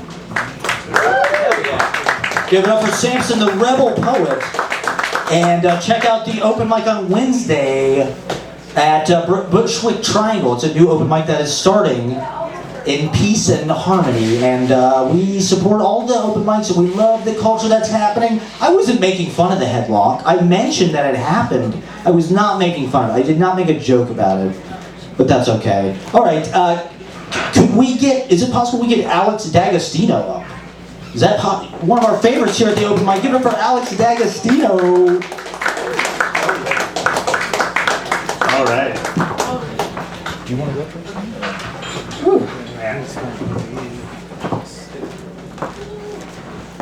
Start with a John Lennon quote.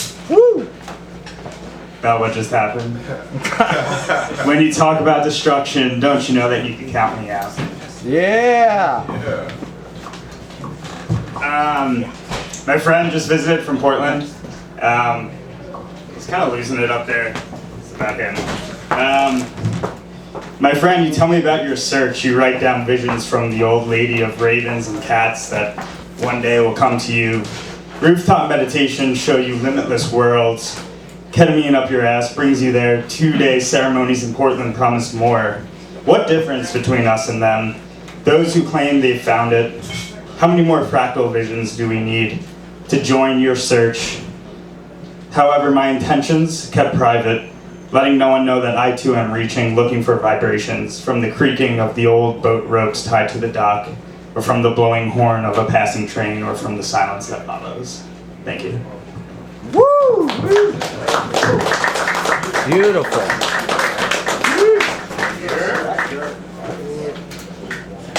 Give it up for Alex Dagostino, everybody. The chill vibes. We're chilling everybody out. We're relaxing. The heart racing. Events of earlier. Real life. We love it. It's New York. It happens. It's part of the theater. All right, so we're just going to amp it up a little bit. It's Kuzu Daddy time. Give it up for Kuzu Daddy. He's going to do...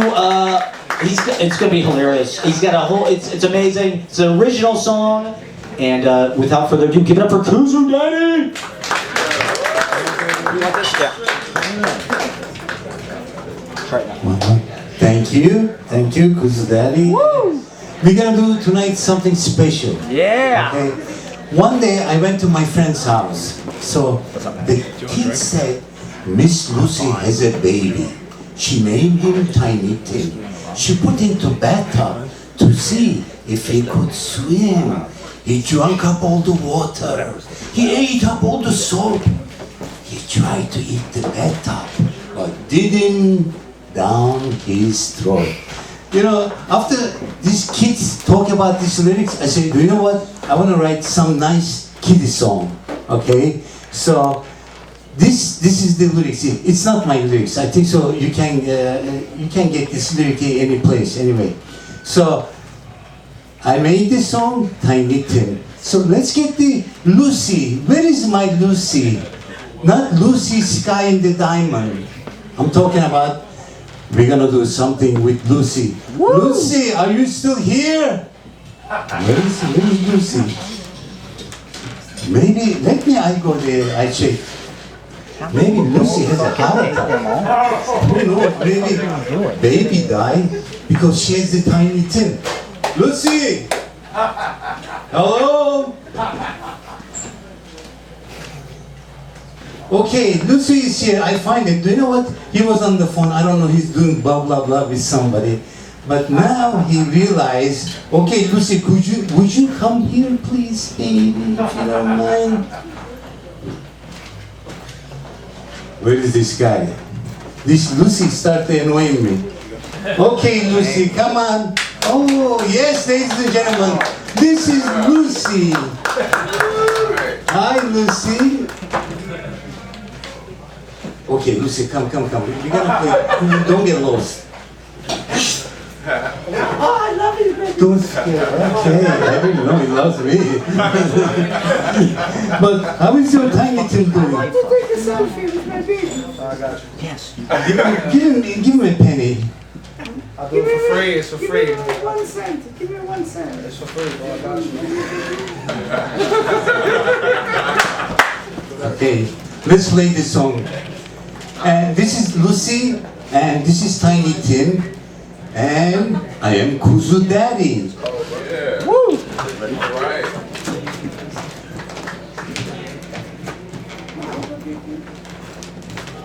Yes, sexy.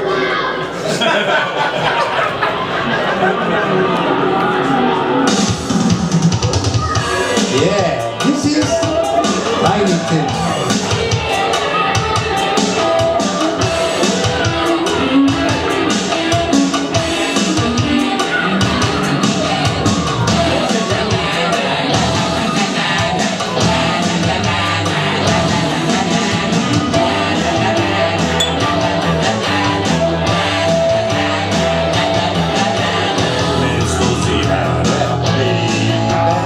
She named him Tiny Tim.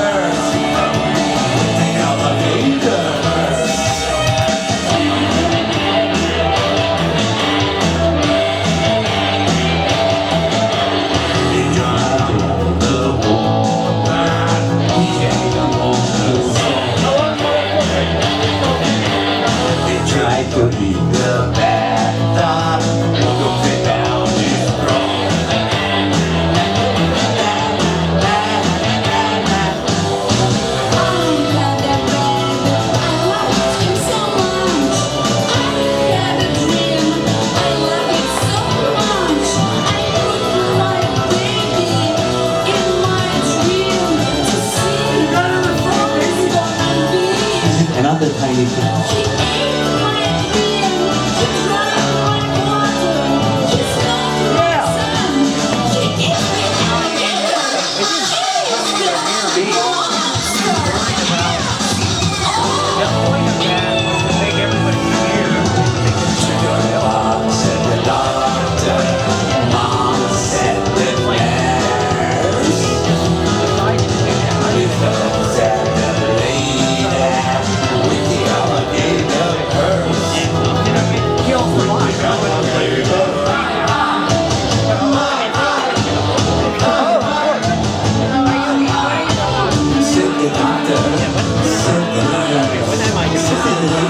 Well, you signed up right away.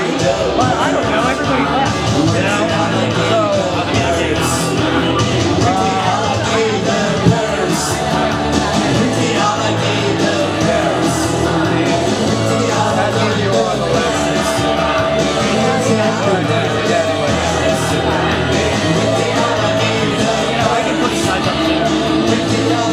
At this point, I just want everybody to have a good time.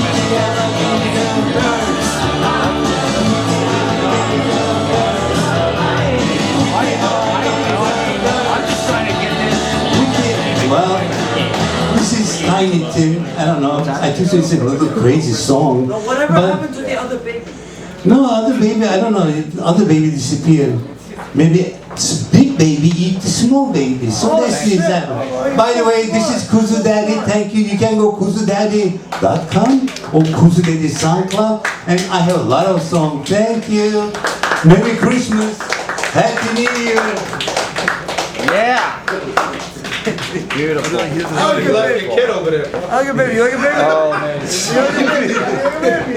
Look at kid over there. Give it up for Kuzu Daddy. Oh, boy. And what's your name again? Yes. I'm sorry, I don't. Lucy. Give it up for Kuzu Daddy and Lucy. And these little tykes here. We're just. I mean, we're having. I mean, that was soothing after the events of earlier. That's made everybody chill. All right, so can we get Bugs up? Let's get Bugs up. Is Bugs still here? All right, Bugs is a great musician. We're super stoked to have him back. Give it up for Bugs, everybody.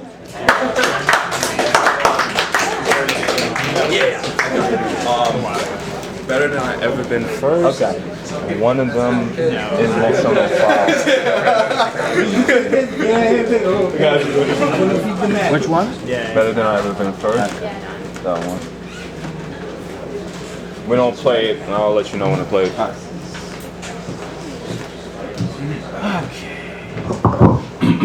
Check. Good evening, everyone. Welcome me back. My name is Boogie Down Bugs from Uptown. I want to give a shout out to Matt Proctor. Thank you again for this Mike Toba. And I'm really sorry what happened. Wasn't expecting that. So you know exactly how I feel when I ride on the 6 train every night. Yeah. Nothing but crack fiends, crazy people on that ride. Every time I miss my stop, I just feel sad. I do, and I have to stop at 125th to go back downtown. Just a few stops away. But I'm gonna do first verse of this song called "Better Than I Ever Been." It's right off my SoundCloud. I get my username in this moment. So let's give it a roll. Okay. We were talking about my curiosity. They B-boy left the DJ commit, by the way.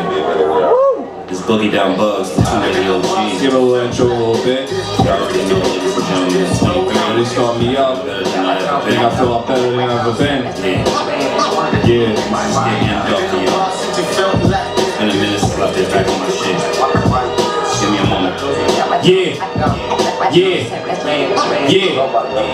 Like milk on his milk crate, my cardboard box hails from a place where fiends and dealers like to play with rocks. Feeling like the little kids from Boondocks, moms pulling out my roots, fiending for some Tim boots. I cut your circulation of fans just like a noose, just like Florida's when you know that I'm footloose, but I'm a New York Ranger. And even though that everything is big in Texas since 19, my sound's danger. Where I'm from, the back of the tube would tell you that Adidas classes and Virgos, they all fat. Heard you style plenty of times, they all lack wisdom, understanding and knowledge. The shit is whack. Where the fuck the culture is going, I take it back. Fuck the cult that you built, my wolf pack name is 280. Fading nuts, you crazy. Even old stuffed turkeys don't deserve my gravy. What? Yeah. Yeah. I'm better than I ever been. Yo, Matt, do me a favor. Cut that off real quick. I'm about to hit you with that raw performance. Yeah. This next one I call So Hot. Too bad. I only have 5 minutes for this, but you can check on the SoundCloud. Hit me with that So Hot. Oh, hold on. Yeah. It's cold outside. Heat us up. Yeah. You already know. Let them know.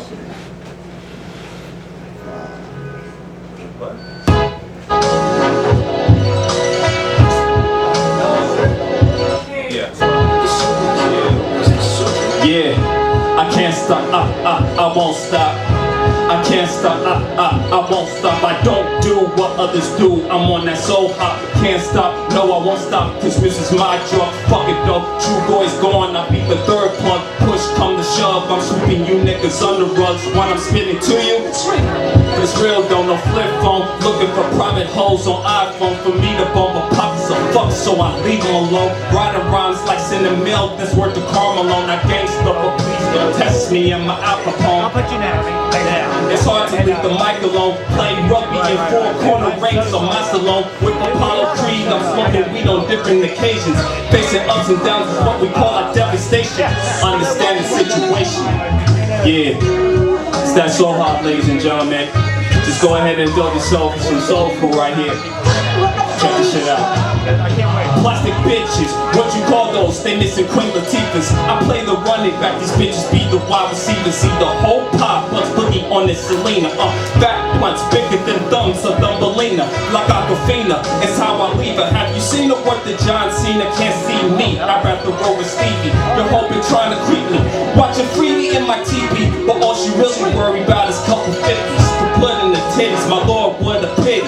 Amazing, the shit that we do up in the inner city. The only committee you need to see is 280. The next act's in Sanford and Grady, but instead of a junkyard, we came from the gutter. Society turned us to iller motherfuckers, but still we got it together. We will live forever like Wu-Tang. Let the shit on smash like fresh Poontang. Know what I'm saying? Yeah. Good. Get you a fresh batch in that 23 280 shit. Me and Native in the building. About to do it up. Check it out.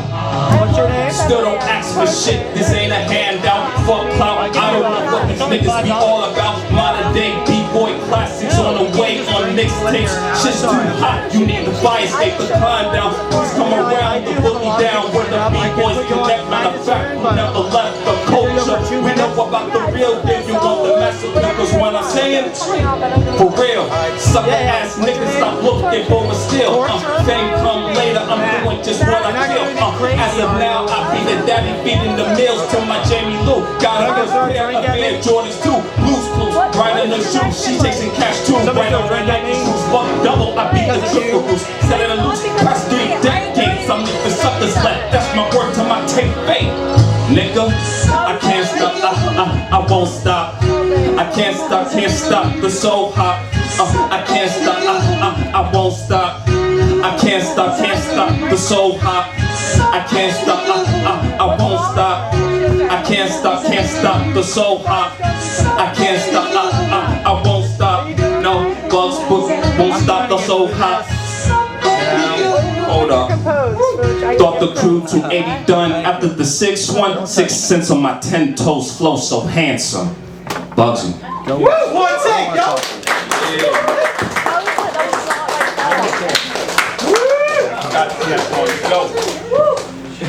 Let me go sit for a minute. That was awesome. Give it up for Bugs, everybody. That was dope as hell.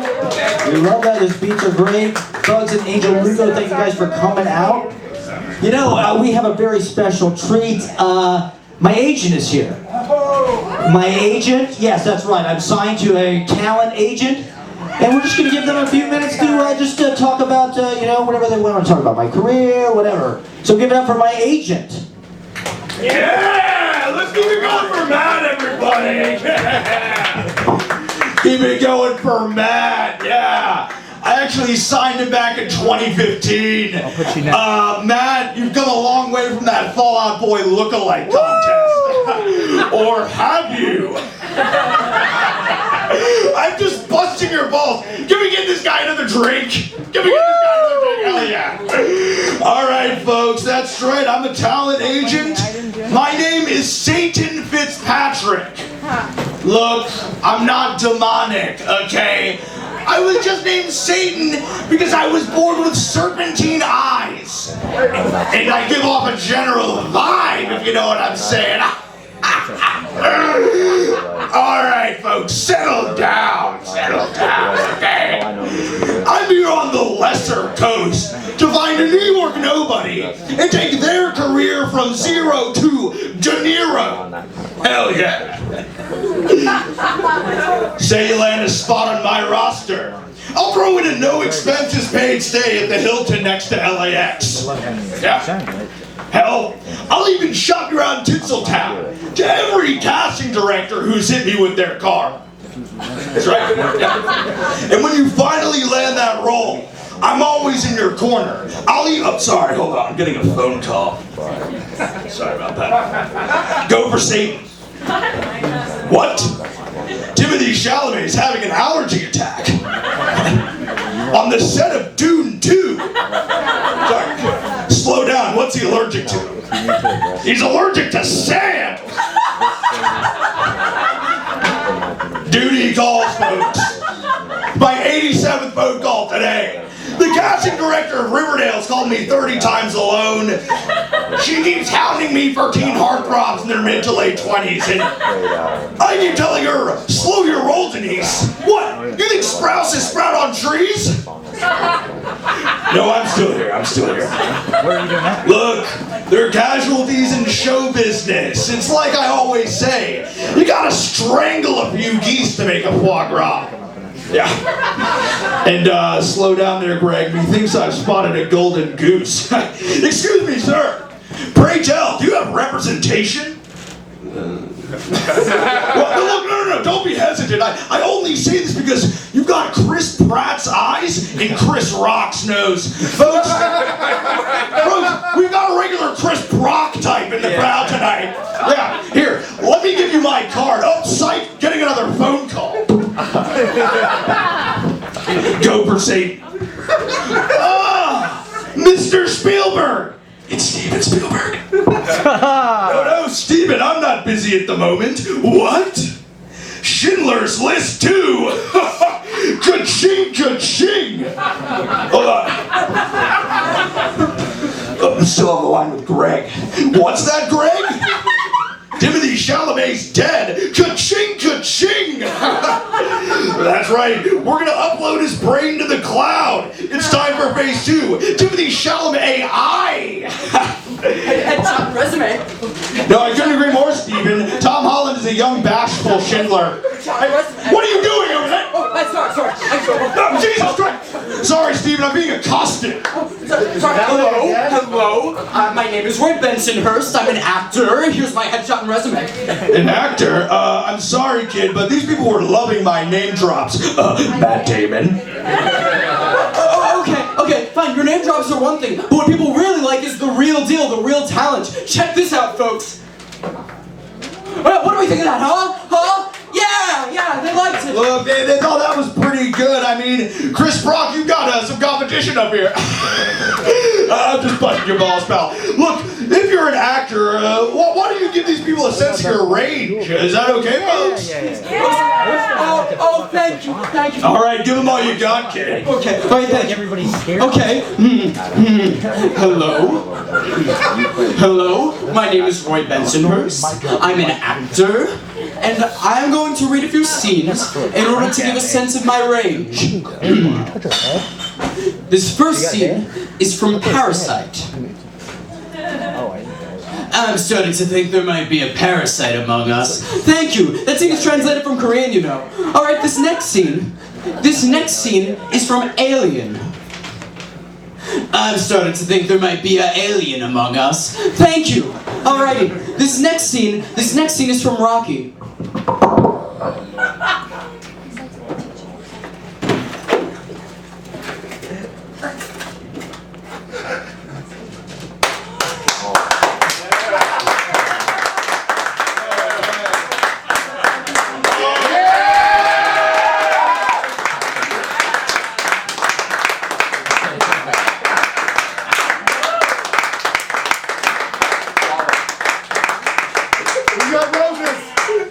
Adrian! Thank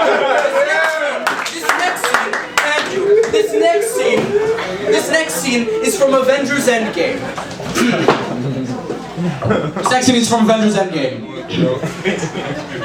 As the purple titan Thanos, I will snap my gloved finger and do the unthinkable! Kill a bunch of people! Ooh! I'm sort of an outer space murder! Iron Man! And there's nothing you can do about it! Thank you. And this final scene, thank you, this final scene is from John Carpenter's The Thing. I'm starting to think there might be an alien among us. Thank you. My name is Roy Benson. I do nudity, but only the bottom half. Thank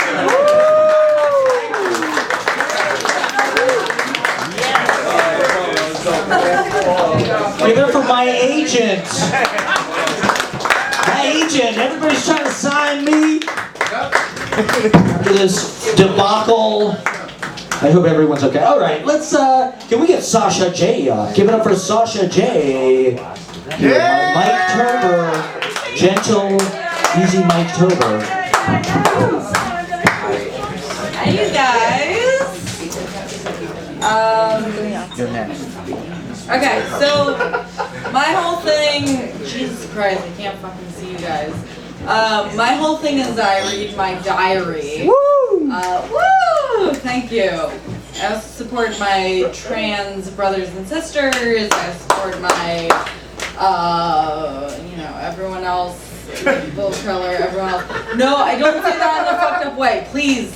Thank you. Don't cut that. No one needs to cut that, but also, thank you. Okay, so I read my diary. Jesus, I can't fucking see shit. So I read my diary. I've been missing from the open mics for the past 2 months. I don't know, more than that, because I've been, going through it. I've been crazy, but not in a fun way, in a non-fun way. We're gonna go back to August 29th is where we're gonna go back. Some shit that I've read before. I read some shit at the summer sessions, and then we're gonna read some new shit. So we're gonna go there. Woo! Thank you. Alright, August 29th. Super hyper-fixated by the feeling of my bottom teeth thinning recently. Back to playing a fun little game called, if I Google, how much can I drink on Klonopin enough, will I stop getting the suicide prevention hotline and get a real fucking answer? Brainstorming something to text you that isn't, do you want to come over and spend the entire weekend in my bed? No luck yet. After several failed attempts at scheduling a psych appointment, did call my insurance and ask if they can set something up for tomorrow so I don't kill myself. Lady was very nice, but I wasn't convincing enough. Appointment is in 5 days. Back to rationing Klonopin and Googling. Cleaning out my closet, but kept all the clothes people I've slept with have left.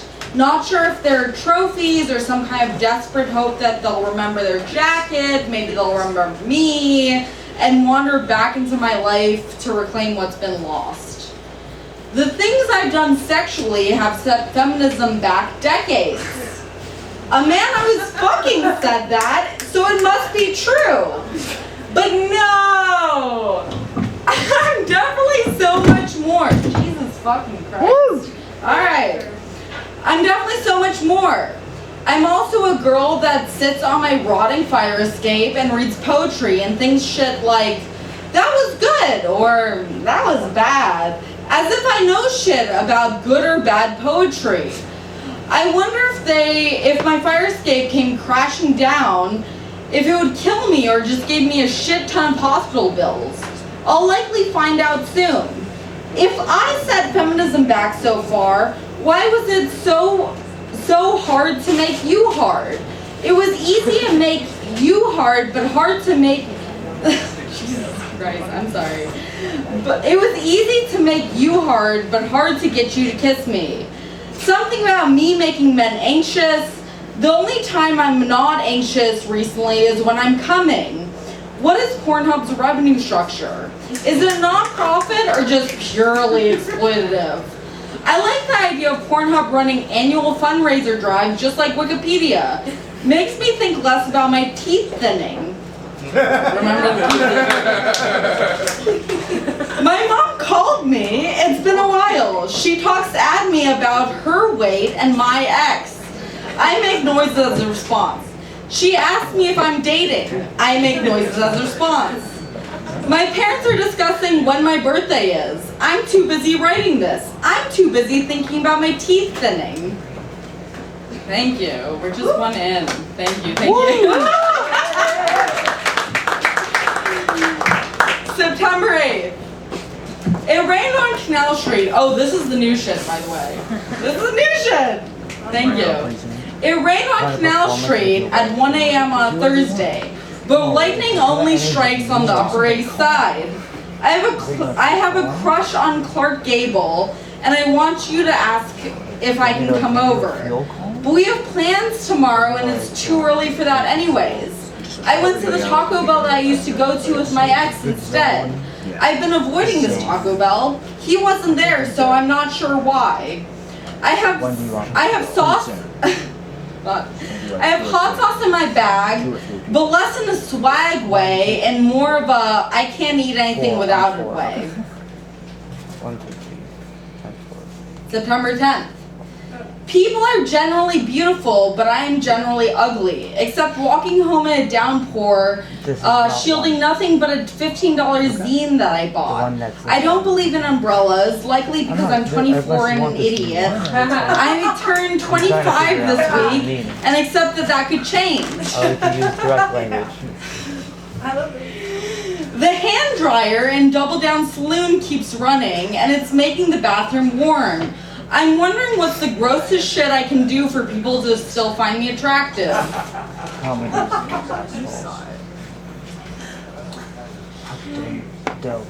September 23rd. I quit vaping, which just means I chain smoked 5 cigarettes last night. I'm back at Double Down Saloon, and this time they're playing strange whispering over the speakers, which can only be heard in the bathroom. It's a sick joke to play on someone who occasionally hears voices. My internal monologue is like the worst song you've ever heard being #1 on your favorite radio station. The exposed brick in my apartment is like my version of the yellow wallpaper. Jesus Christ. Sorry. October 1st. W and I only either have a full pack of cigarettes or only 2 cigarettes left. Not quite sure where the rest go. My mom told me I only have 5 more years left where I have to get married or have 3 kids. 3 kids because when I was 6, I said I wanted 2 boys and 1 girl. Never mind, when I was 6, I also wanted to be the first female president, or that for the past decade, I said I want. I told her that I. Sorry, we have to stop it. I'm sorry, Jesus Christ. All right, or that for the past decade, I told her that I don't want marriage or kids. The desire to kiss a friend while she shit talked about someone we know. I haven't been heartbroken for what feels like years. The desire to drink acrylic paint and shit out a masterpiece. I'm embracing my heritage by making homemade wine and potato salad today. Can you guys tell that I'm drunk? Yeah, thank you. Let's just acknowledge that right now. Hell yeah, thank you. This is the last one. So, October 8th. What's your name again? Doing quick chemistry in my head to determine the right balance of meds, where I'm neither under nor over medicated. Simultaneously trying to think logically about whether the smoke rising from my fingers are a hallucination or if I'm actually on fire. Of course, there will always be the loop playing in my mind where a 5-year-old me getting hit. I feel bad for freezing her in time. Richard Sykin tweeted a poem about having a stroke.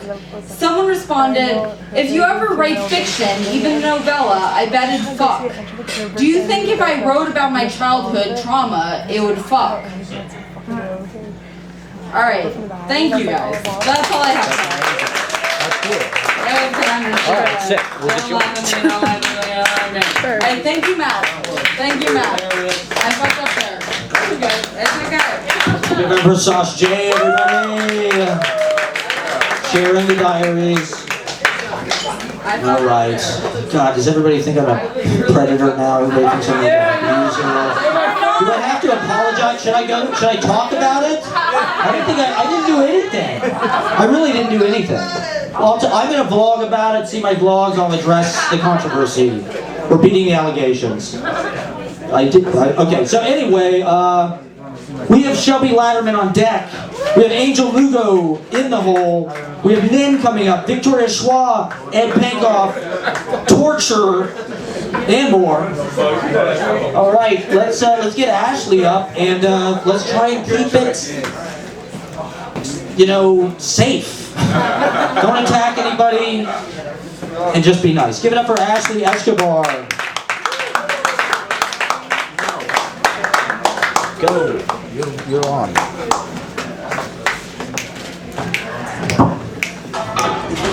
Hi. I mean, usually you get an introduction, but Yes, of course. I guess in honor of John Lennon, I'm choosing peace and love over anything else. So I'm gonna read a piece called Lovers Rock. Did anyone else see TV Girl this weekend? No. Well, it's about that. Okay. Matt, you can start the music. I'm not too drunk to drive. In fact, I'm stone sober, but I want to stay over. The queue tempts me, but I know I'll see you tomorrow. We're reading together, but I'm not particularly excited about it. I don't tell my friends. It's like leading a double life. I want to see you. Whenever I'm struck with loneliness beyond my control, God gives me TV Girl tickets. This time it's at Terminal 5, and I haven't been here since I was a freshman at Bennington, asking an older girl named Effie to buy me a beer at the Fiddler show. I'm now around her age, and wearing a wristband is more of a win. Already the concert beats last year. Their stained glass logo set up with backup singers dancing next to it resembles a chapel choir. Brad looks put together, drinking straight from a wine bottle in his sunglasses. The bassist is traded for bucket hat with pigtails. He goes over a safety procedure for things like giving the person next to you a sip of your rosé if they look flush, to giving someone a kiss on the cheek if they seem lonely. I don't think I appear lonely. I'm here with someone I know from Dev Chat, and I'm smiling, singing along because all the lyrics make me think of you. Brad jokes about how everyone in the audience is a morally bankrupt youth, but I'm growing past the nihilism. I didn't know TV Girl had a new album out, but Brad claims that the low sales are due to it being an album that the kids didn't want but needed. I'm unsure if his preachiness is a bit, but the new songs all hold religious undertones that contrast with their otherwise bleak discography hidden under poppy overlays. Brad's snarkiness still remains. He pauses the show to advertise Mountain Dew Code Red. The rainbow strobe lights during taking what's not yours is what makes the night. Brad launches into another monologue about how we can never truly leave anything behind because books go out of print, homes get forgotten, buildings collapse, statues rust, open mics get forgotten because people are talking over you, except for the grapes upon the vine vinyl that'll never decompose. I race past the swarm of parents to get to Columbus Circle, trying not to think of earlier this year when we congregated nearby, especially not New Year's, before I was yours. The last time I went to a show in New York, Zoka and Bush Petras at TBI, I drank my way up the L train, stopped stop me at random bars like Duck Duck, trying to reach you. You were live asking some woman to come over to your apartment. I couldn't do anything about it. I could have come over, but I didn't think the timing was right. It was the depths of December, and I should have listened to TV Girls' Heaven is a Bedroom. New York City's cold, and when you love someone, you should hold on to them so tightly. You don't just stand there and say nothing, but at least I learned my lesson. Maybe I did. I didn't leave your side. I didn't know yet that our love would come into existence in the spring, but I felt it slowly coming. The newness that would overshadow that aches and pains. The newness that Pessoa writes when spring returns. Nothing returns, nothing repeats, because everything is real. You write new poems, read at new venues, and continue creating new memories with me, because everything is real. Let's kiss before the song is over. I'm waiting. Don't leave me on red. Thanks.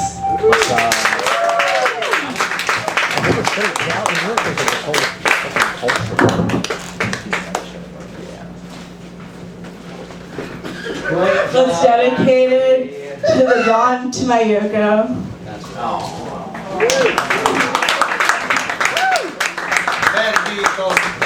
All is forgiven. I had no idea Marta was going to do that. I'm really sorry to anyone who was affected by that. But I don't know. But yeah, that was dedicated to Matt. And I was crying over something else. Marta just knew. Thank you, Ashley. Beautiful. Peace and love, peace and love. That's right. And cooperation and support and collaboration and enthusiasm and yes-anding. I took improv classes and I cannot get the yes-anding out of my life. And exciting shit happens here. It's the Eras Tour, okay? We're gonna be talking about this, we're gonna be laughing about this. Remember when the drink got thrown at us and everybody ran away terrified? And never come back, and it killed my small business. And I was homeless, and I lost my job and my family, and I couldn't eat. No, I'm just kidding. Peace and love. That's right, we got peace and love here. It's Beatles night, everyone. All you need is love. All you need is love here in the violent terror dome of KGB Rabbaro. I mean, it's John. He apparently was a violent person, so maybe we shouldn't have done this. Maybe it was misguided. All right, so we have Angel Lugo, you're on deck. Victoria Chuah, you're coming up. Nin, you're coming up. Ed Pankov is coming up. And more. Can we get the hilarious Shelby Latterman up, everybody? Very hilarious comedian. We love having her come up. Give it up for Shelby Latterman.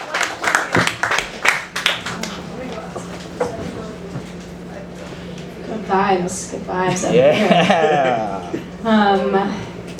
There was a lot of pressure for my mom growing up to be perfect. And I feel like that's why I should never have children. Hey, new friend, I'm sorry to bother you. Do you know how long or how many names? Sorry, I just have work at 5 a.m. I'm sorry to bother you. I am perfect. Next time I'll sign up early. I can get off work early. But I'm so fucked up. So I think I should never have children. I understand why my mom kind of instilled that into me, because she had similar values taught to her by her parents. Like when my mom was in college, she called them and said that she wanted to go to medical school. And they said, why would you do that? Just get a boob job. And she was like, fuck you guys, I'm gonna go to medical school, I'm gonna be a doctor. So she did. And then she got the boob job. Sort of a better order of operations. She called me the other week because her left tit, it deflated. But at first I kind of heard her wrong. I thought she said it inflated, and I was like, oh god, what if it just like blew away? Like that scene in Harry Potter. But no, her tit deflated. And I know why she tells me shit, because she wants to end up in my bits. Like she's the kind of mom that like wants that kind of attention. She like wants basically for me to come up on stage and tell everyone that my mom has perfect tits. And I will not fall for that booby trap. Anyway, my mom, she's like trying to figure out now that she has to get them redone, I guess she's like been texting the doctor's PA like inspo pics. But she accidentally sent me an AI-generated photo of a naked Jennifer Lawrence. She's a great face, but a butter pussy. And I think that's it. Well, it made me really uncomfortable. I feel like that's the closest my mom has ever gotten to sending me a nude, which, right, it was hot. No, it was mortifying. I also now know if I were to take a picture of myself naked, whether or not my mom would approve of my boobs, and I don't think she would. Okay, and I think that's sad. Anytime I talk to someone at work who's like an upper level exec, and we're like caught in an elevator, I feel like I'm stuck with like a young child that I can't connect with, because I'm just like, how was your day? Okay, good, yeah, great. Oh, you're going on vacation tomorrow. Amazing. Where you go? California? Okay, very cool. Do you like grapes or? Oh, okay. Oh, awesome. You're gonna like California then. Barbie or Lego? Which one? Okay, because that's about as far as we can connect. I don't know if you guys know this, but at Whole Foods, they're gonna start, you're gonna be able to pay with your palm. No, this is real. No, this is literally real. Like at the Whole Foods down there, you can start paying with your palm, which terrifies me. First of all, do not fucking register my palm Whole Foods, because then they're gonna catch me for how much shit I steal from Whole Foods, which is worrisome. But also, okay, maybe if we're paying and then you give me a little reading, you give me like a little horoscope, okay? Because like, I feel like there's some market there. I knew the set was gonna go so well. Yeah, and I knew that, and I love comedy. Woo! Oh, you guys are gonna love this one. Okay, so I feel like a lot of men are getting kind of upset with women, for the first time ever in history, might I add. No, men are kind of like upset that women are holding themselves to certain standards. And one of those standards is that women want to date a guy who's 6 foot or taller. And men are upset about that. Okay, honestly, I kind of get why men are upset. Like, I'm pretty gay now, but I used to exclusively date men who were like a little bit taller than me, definitely under 6 foot. And I think dating a short king fucking rocks. Dating a short guy, they taught me everything I know about eating pussy. I really learned from the best. Because they need to know how to do it. They need to know. Although I will say that men also have impossible standards for women. This is the part you're gonna hate. Men, I think they also have pretty impossible standards for women. I feel like every man wants to date a woman who's never been sexually assaulted. It's like, where are you gonna find that? Not in the lower part of Manhattan. Not at this one. Like, okay, I'm sorry. I feel like that joke is dark and people don't want to laugh because I am implying that the majority of women have been sexually assaulted. And the truth is that it's like totally fine and we're not even that mad about it. It's like, oh, it's so okay, don't worry. Like, we're empaths and we like totally understand. Yeah. I've never had a will they, won't they. I've never had a will they, won't they, only a will they. Oh, they did, and now they don't speak anymore. Someone told me their love life was a joke the other day. I said my love life is a premise. Thank you guys. I'm Shelby Latterman.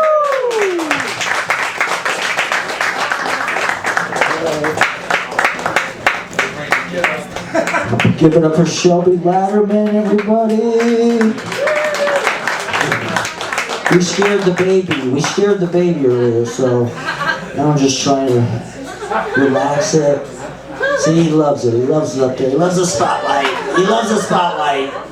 He loves playing with kuzu, daddy. All right, we really have amazing acts. I mean, we really have some amazing stuff coming up, so thank you. You were the survivors. You made it. Let's get, so we have Nen, you are on deck. Nen, you are on deck. Torture. Torture is coming up. Hopefully that goes well.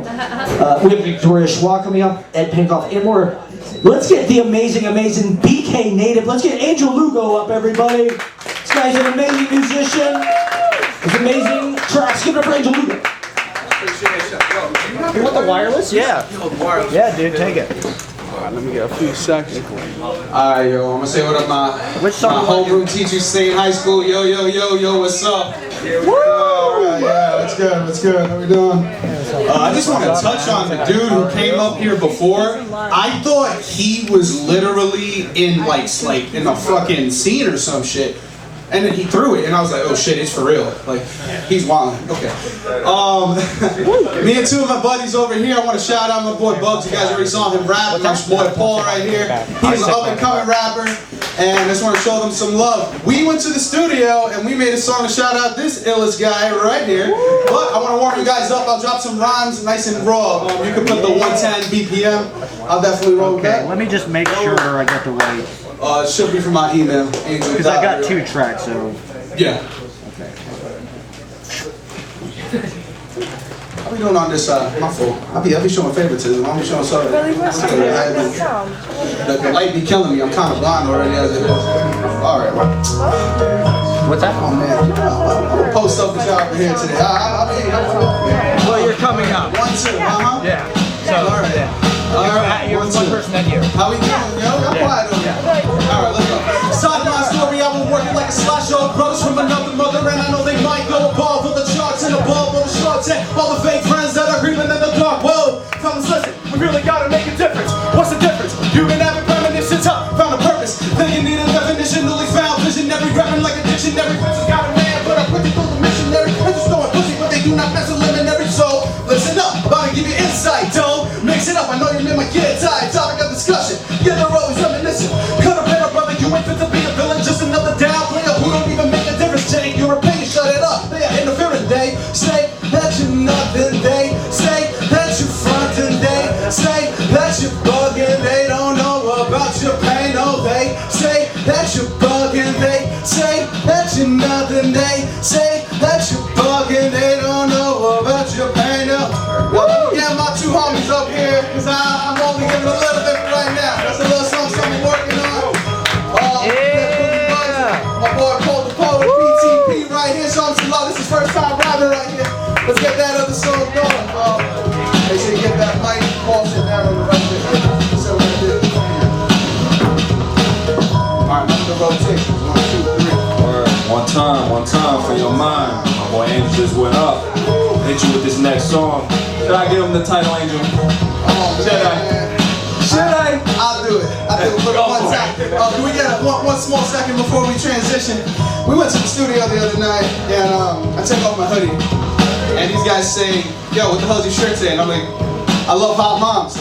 So we don't got a name for the song, and what do they say? I love hot moms. So we rolled with it. We made a fresh, brand new raw song. I want to shout out Matt. He is the illest man. Ever since I come here, yo, he's been absolutely awesome. Every week I'm excited to bring new music in here legit. So I won't keep you waiting. So let's do it. What are those names? Oof. All right, Bugs is going first. I ain't going first. Good. I'm going.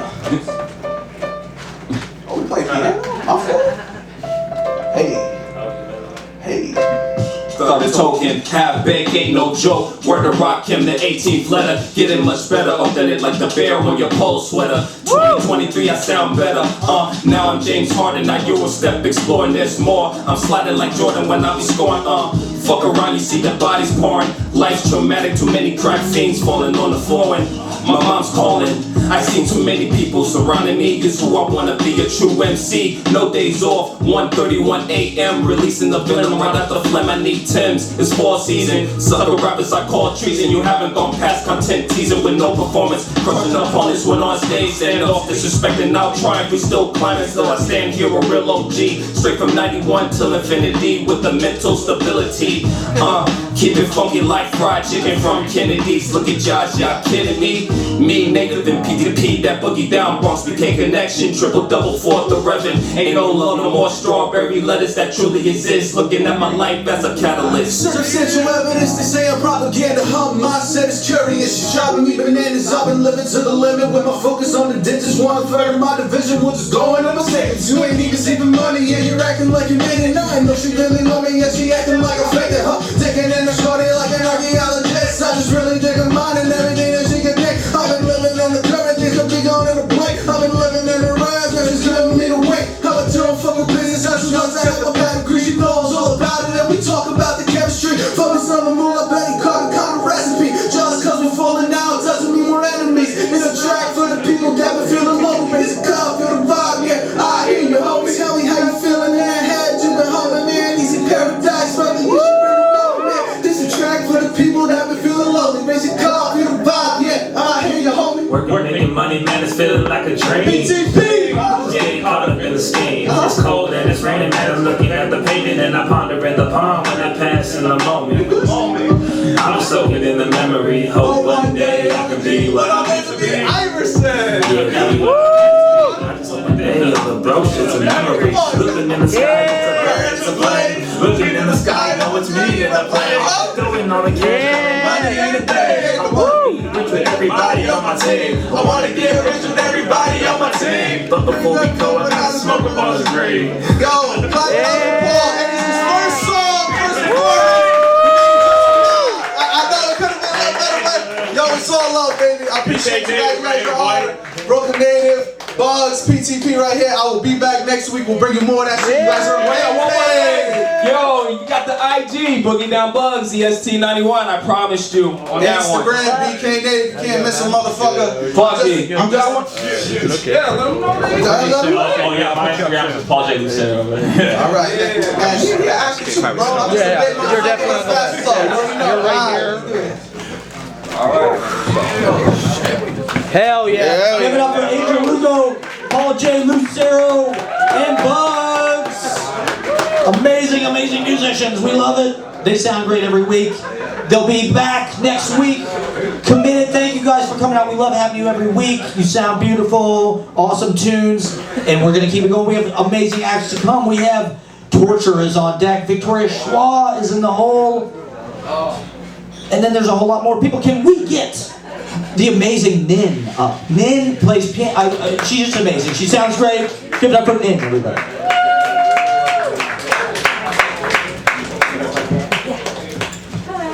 Sorry. Try it now.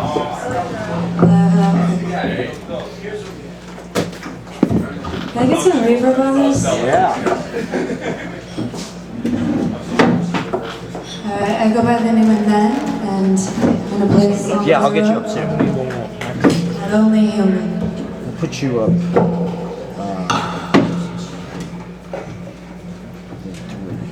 Where did you before? Yeah. Just thanks for saying that. I'm tired of asking for myself. I'm tired of asking for myself.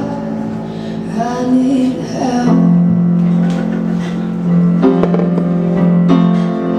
Drown out your time in the rain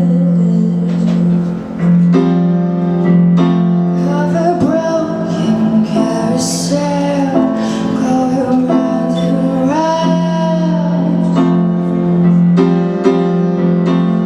I lost all my friends again.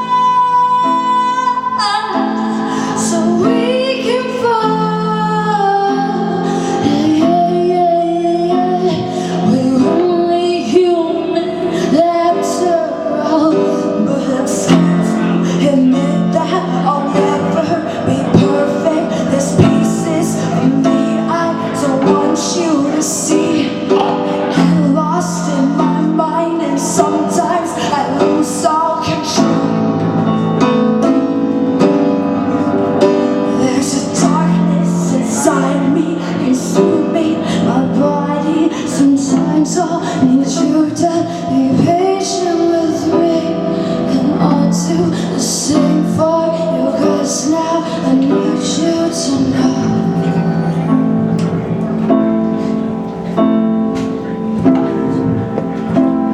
I'm running through the dark with you in my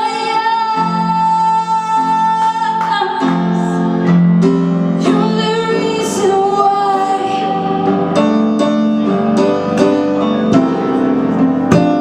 I want us to get lost so we can fall. We're only human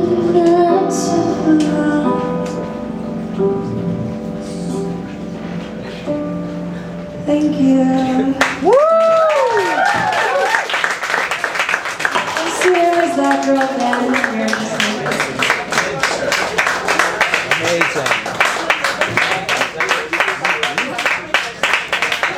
Give it up for that girl's men, everybody. And I do want to call special attention. Is that a Dale Earnhardt Jr. accessory that I see? Some kind of NASCAR. Yes. Give it up for the Dale Earnhardt for Beatles night, for John Lennon night, everybody. It was his favorite NASCAR driver.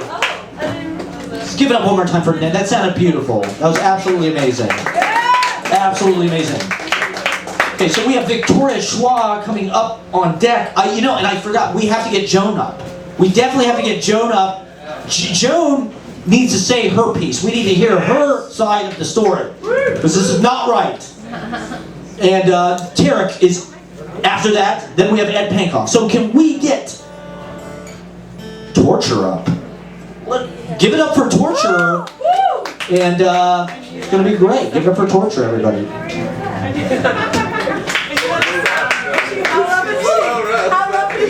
I love you. What's he gonna say? 2-drink minimum, 5-minute time.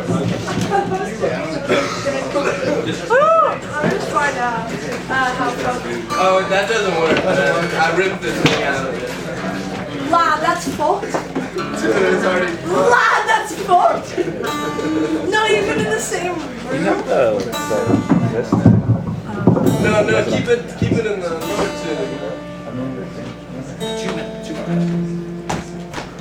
Yeah, it's not it. Shoot, sorry.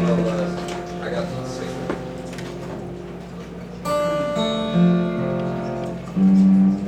Lad. I know, I like it in the down. What's that? Fuck me, mate. Yes. I don't need to. Most of my shooters are just watching Jack and Yes, I got the it. guitar. I wanted to see when Savannah's coming. I'll get her. Fuck that. That's I didn't know she was so, because I called us Savannah I'm earlier. playing. No, Savannah's gonna work. Okay, so I'll put her after that. That's not right. So it's Victoria, Joan, Tariq, I'll play someone else.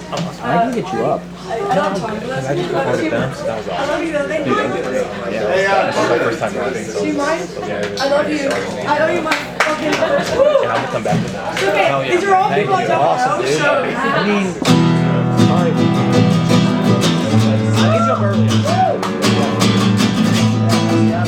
That was great. Practice that? Yeah. Found myself in a suspicious situation. Come back to that. You're in England, but started in the USA. Who wakes up and who goes down a bush? Sometimes I wish I never said anything at all. So the for profit is better if he just goes as he goes, as he goes, as he. Tight as my chest and white as the wrist, I'm feeling so cold. Who cared to and who felt blue in all days? Sometimes I wish I never said anything at all. If you meet me in the morning, you wouldn't know. You couldn't tell at all. She's funny, she's funny, she's everything.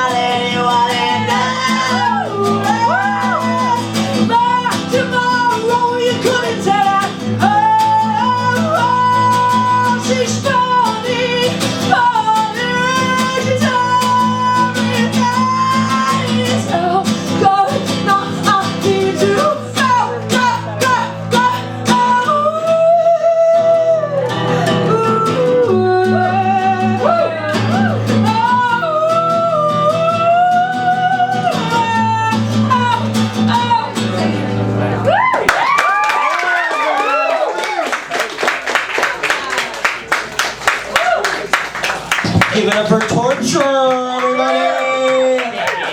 That was anything but. That was fantastic. Sounded great. Do you have a SoundCloud or a Spotify or a...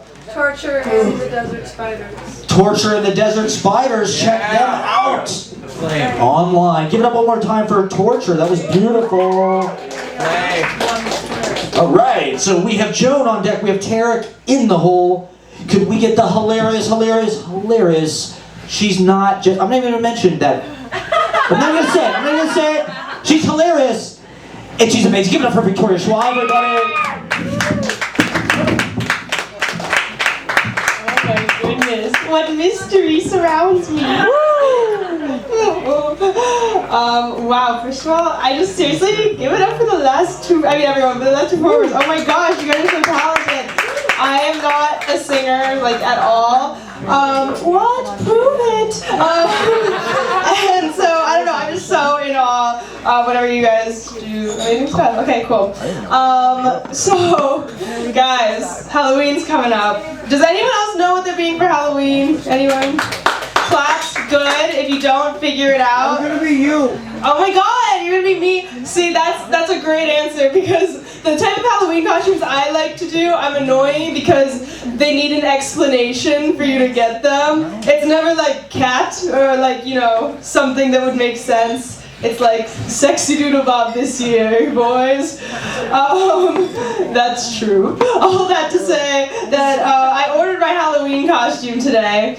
And you know when you look at a word for too long, it starts to seem like it's like either misspelled or doesn't make sense anymore?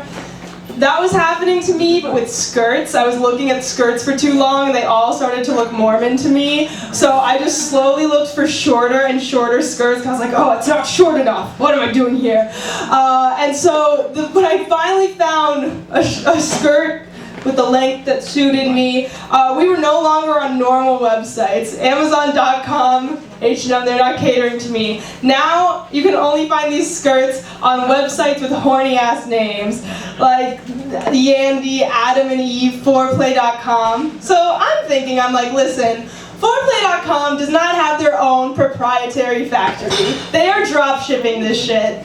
So, being the little scavenger I am, I just took the name of... Hack, guys. If you take the name of an item that definitely a company did not create and just search it, you can find all the other websites, all the other stores that sell it, and then find the one that sells it for the cheapest and get it.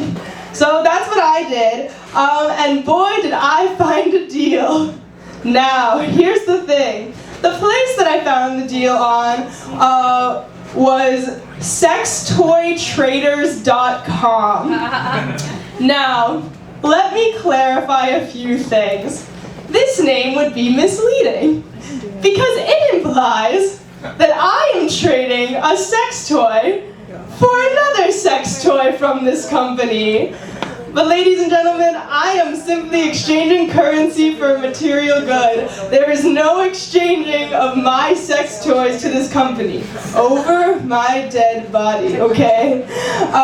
But yeah, so that wasn't great, but when I checked out, it was definitely not a secure website. Like, my credit card information is definitely just going to someone's email and Word doc.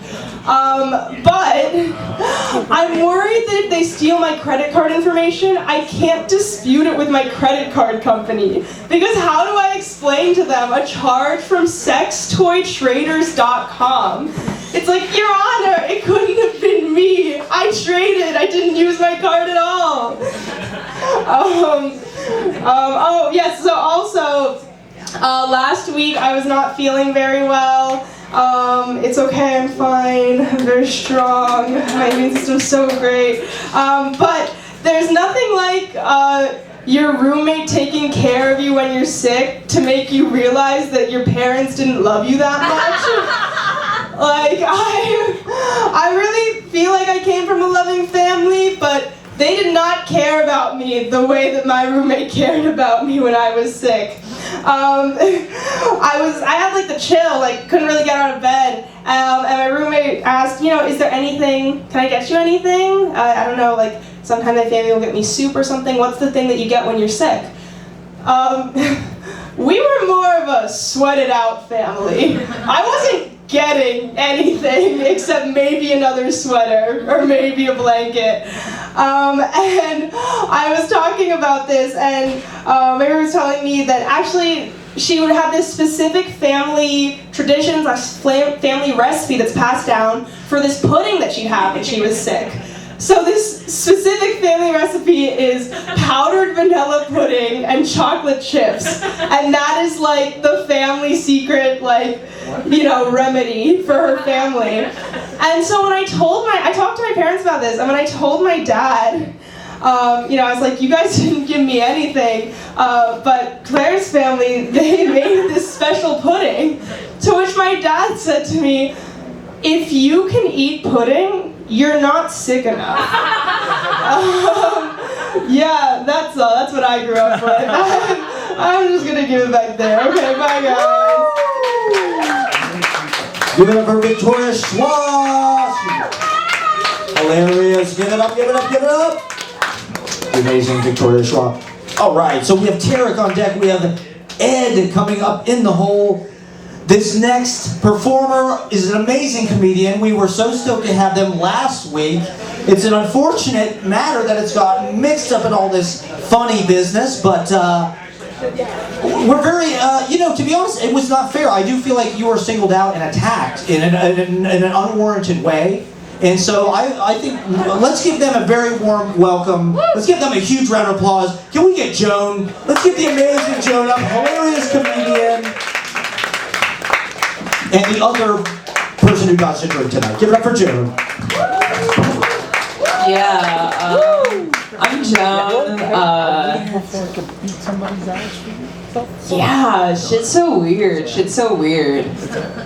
I'm just gonna like do the set that I did though, because that's just what it is at the end of the day. But the main thing I want to talk about is, have you guys ever noticed the way that a straight man will hit a joint? Like if you're in a circle, he'll just kind of hit it the same way that you're supposed to suck like snake venom out of the guy's leg. He'll be like,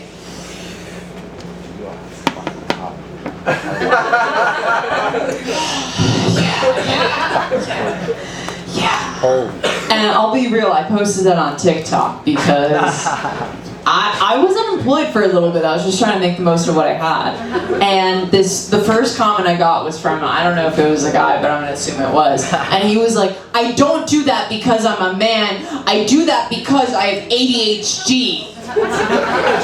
I'm like, dude, you don't have fucking ADHD. You're just fucking annoying. I have ADHD. There's an Adderall shortage right now, and I just think some people need to be real with themselves. Do you really have ADHD, or are you just annoying? Because we can't all be both. I actually am taking that spot. Me and my mom have a really weird relationship with each other as of recent. I think because maybe I've like fully started forming my own brain. Also because when my grandma died, my mom texted me, by the way, grandma passed. And I had some issues with that. I don't know, I wish I got a phone call, but it doesn't really matter because, you know what, it's fucking Amy's mom, and Amy can tell me how her mom died, how she wants to, and when my mom fucking dies, I'm just not gonna tell anyone that I was the one who did it. It's kind of, that's the place that me and my mom are in right now. Unfortunate. My mom and my dad are kind of into like alternative medicine, and by that I don't mean like, you know, chakras and herbology and shit like that. I mean like similar to Victoria, who, fun fact, I've known since I was 14 years old. My parents are really about the walk it off mentality. If you're hurt, there's really nothing that a little walk around the block or a really stern talking to in a hushed voice can't fix. So much so that my youngest sibling, Shannon, she had to get some surgery in her mouth. I don't know. I have 3 siblings, so I can't really follow all of their lives. So she needed like, you know, anesthetic. And the thing is about anesthetic is it's like $800 every 20 minutes. And my parents are so cheap, and the first medical expense they're gonna cut is, the first expense they're gonna cut is medical. So they tried making a deal with my sister. They're like, Shannon, if you actually do this raw dog, Nothing? We'll take you to Popeyes 10 times. My sister, when she goes to Popeyes, she gets a single biscuit and a large orange Fanta that she never finishes. This is a really bad deal, clearly, to everyone else but my sister, because you can guess what she went with. She went to Popeyes 10 times. I love my parents for that. I love a little explosion. I consider myself a triple threat in a way, because I have scoliosis, I have a severe peanut allergy, which, like, I was at a mic before this, and there was someone right in front of me eating like a fucking Nutter Butter, and no one else in this fucking room was gonna notice this person eating a Nutter Butter the same way that I was gonna notice this person eating a Nutter Butter, but I was like, this might be it for me. This might be fucking it for me. And I felt like the more I noticed them, the more they were kind of just like fucking sending their crumbs back at me. It's fine though, it's fine. It's just one of those days. Sunday fun day, am I right? One more thing. So there's this thing called the Dunning-Kruger effect, right? And it's basically this thing in psychology where people in low performing percentiles are more likely to overcompensate and pretend like they're experts in a field as opposed to actual experts in whatever field. And I think about this a lot whenever I hear a guy talking about eating a girl out, or just, you know, someone with a vagina. Because most guys, the way that they eat a woman out, or anyone with a vagina, is very similar to the way that a blind man navigates a sidewalk. You know, their tongue is kind of like their tapping stick, and they're really prodding around to kind of get a feel for where they might be. They're really gauging off sound for the most part, and the last thing they're ever going to do is actually look to see where they're going. Has anyone ever had sex with someone dyslexic? Okay, genuine question. That's not fair to people who are dyslexic, whoever the fuck's laughing. Someone is like up there like laughing really hard, and I don't think learning disabilities are that funny. You're laughing, but I don't think they're funny. Can we get a silent room, please? Can we get a silent room for learning disabilities, please? Well, if you haven't, if you got a pussy, I recommend it, because when they're eating you out, they're kind of tracing a whole other alphabet down. And that's all I have tonight. Back to Matt Proctor.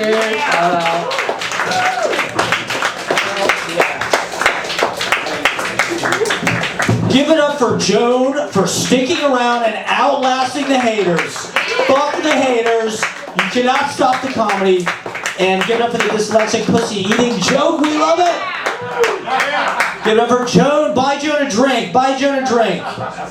Be nice. Be nice to Joan. Give it up one more time. Give it up one more time. All right, so we have Ed. Ed is on deck. Savannah, you are in the hole. We have Spoken P coming up after that. We have John King, Aiden Watson, Alexis Ramirez, and more. Let's get the hilarious Tariq Bluman. Can we get Tariq up? Yeah. Give it up for one of our favorites here. Give it up for So I want to talk about my disastrous first week in New York about 2 years ago. It was. So this is a story all about how my life got flipped turned up. I'm not, what the fuck am I, some kind of British hack? Yes, I am. I'm a British fucking hack. So really, that song should have gone, this is a tale all about how one gentleman ended up across the pond trying to re-civilize the colonies. Let me tell you about the state of the UK. This is a real headline. Man too fat to leave his apartment is arrested for attempting to kill a TV presenter.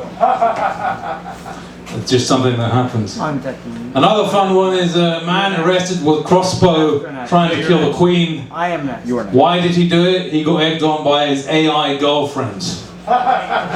It's not a joke, it's just something that happens. But no, why did I actually leave the UK? Did you know the UK is not a free country? Did you know that in the UK it is illegal to celebrate the 4th of July? No, the real reason I came to the USA is because I wanted to feel relatively skinnier. So, you know, I actually moved here from Japan, which is basically like the East Asian equivalent of Britain. A island full of awkward people with bad teeth. And living in Japan, if you have to ask, is, yes, a personality trait of mine now. You gotta have something to talk about at parties, right? I didn't live in Japan because I had an Asian fetish, like a lot of people. That actually happened after the second year. Now the real reason I lived in Japan is because I wanted to feel relatively taller. So I was in my last night in Tokyo, I went out drinking all night and I went to get my flight at 7 AM. I got refused entry because I didn't have the second vaccine passport, not because I was drunk. I ended up on a 24-hour long flight, sat in between two people even fatter than I am, because it's a flight to America. And I transferred in Georgia, and I asked some guy there, "Excuse me, do you know where the toilet is?" He gave me a blank look. And he said, "Oh, you mean the restroom." Well, is there a different toilet to the ones in the restrooms in America? I don't know. Yeah. It's just something that fucking happens. So I landed in New York, and then I put that guy who was wearing a baseball hat in a headlock over there.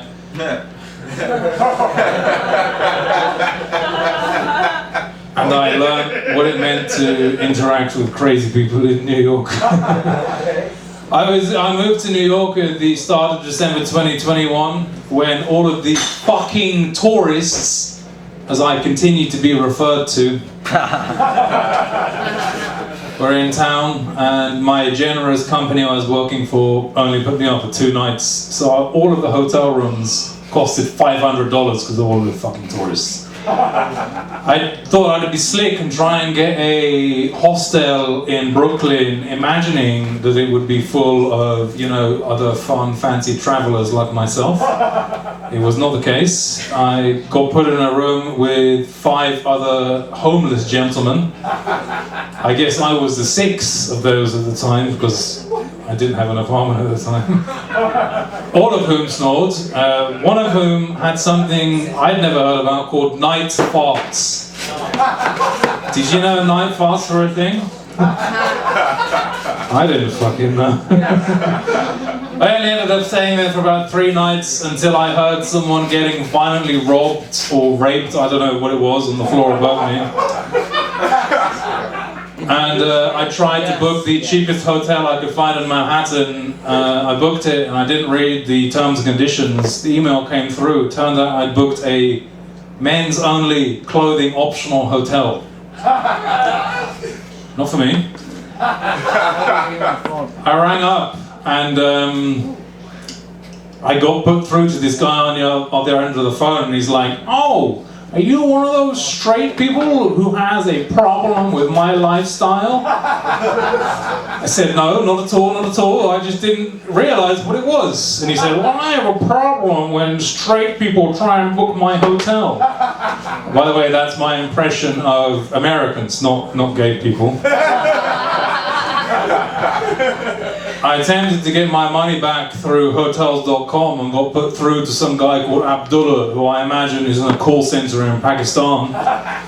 He had to phone the hotel and learn about the existence of such hotels. I like to think that my arrival in America put back US-Pakistan relations further than the drone wars. But you know, I am enjoying living in New York. I did eventually get an apartment on the Upper East Side, which is the opposite of gentrification. You know, one thing I enjoy a lot about living in New York is that you can download library books directly to your Kindle. So now, instead of going to the library, I masturbate at home. Alright, thank you very much. Please give it up for Matt Proctor. Bluman, everybody. Hilarious stuff. We love it, we love it, we love it. Give it up for Tariq, everybody. We have some amazing acts to go. This next act, we're so excited to have. Get ready for Entertainment at its Finest. Can we get Yes up to the stage? Give it up for Yes. Yes. Yes. Yes. Yes. Could you say the yes part again? Yes, it's yes. Could you hold this camera?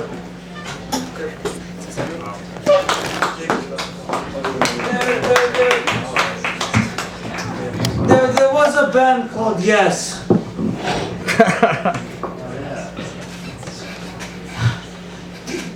Could you say, like, Matt Proctor, could you please possibly say that there is a yes on the stage? Ladies and gentlemen, there is a yes on the stage. Could you say that again? Everyone at Open Mic, there is a yes on the stage. Could you say that one more time? Ladies and gentlemen, non-binary, identify anybody out there, give it up for yes on the stage.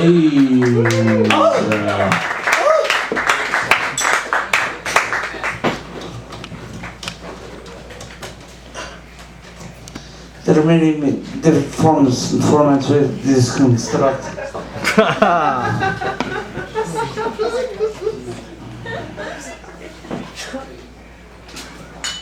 How do we become better than...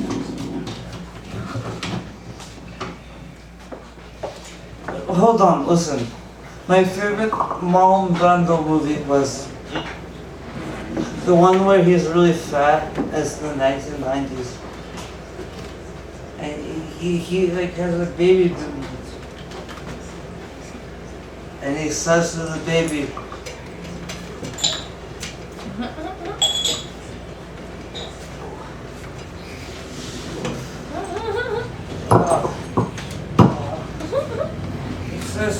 he says to the baby, I want to eat you. I want to eat you, baby. I want to eat you because... But that is acting. That is Stanislavski method.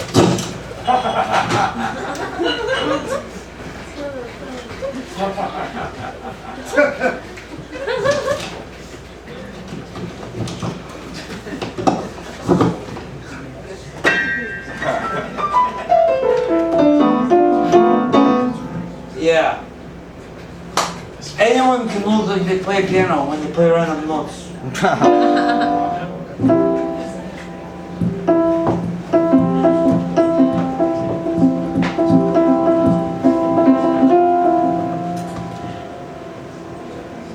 Oh fuck.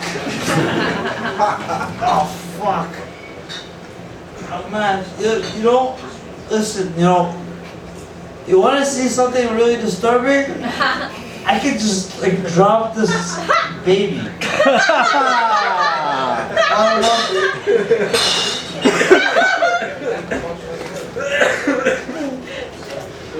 All you gotta do is like drop this baby. I'm not gonna do that. Do it. Oh, you fucking assholes! Yeah, drop the baby. Do you want me to drop this baby? Let me play some piano. Kill the baby.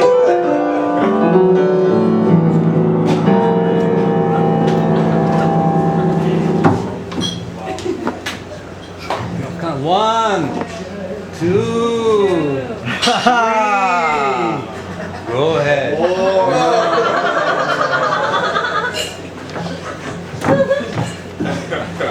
Fuck is wrong with you people?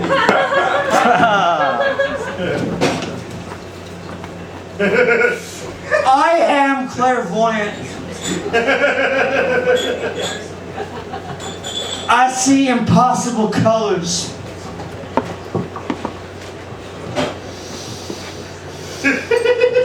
Clairaudient. I hear myriad forms of silence. Clairsentient. I don't think at all. I just look.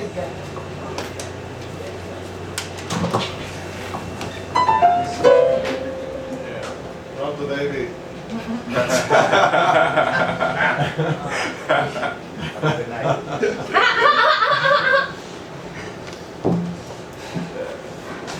You want me to?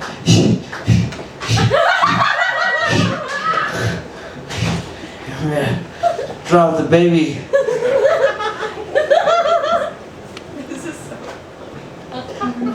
What do you think?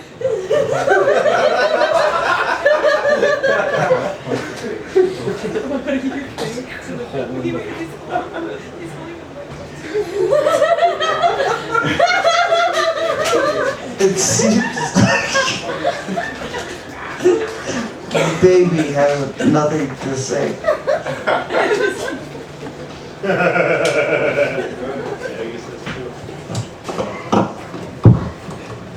I speak nothing but the truth.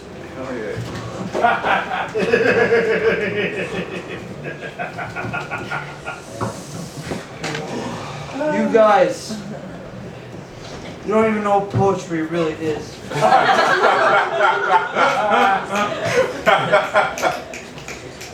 I said I'm here! Right now! But the troll underneath our thoughts always crosses through. And so you're always afraid. Oh!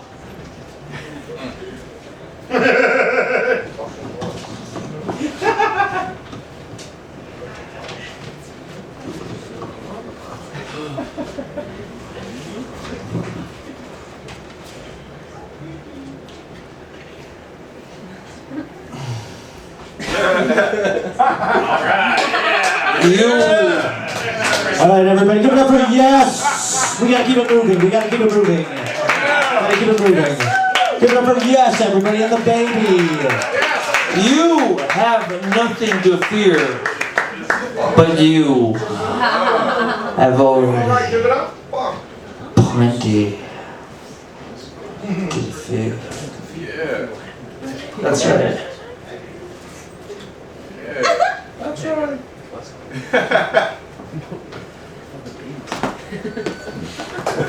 Give it up for yes, and the baby, everybody. We have a hard out at 1 a.m. We want to get everybody up, so we're going into the lightning round. Can we get Savannah up? Savannah, are you out there? We have a spoken P on deck.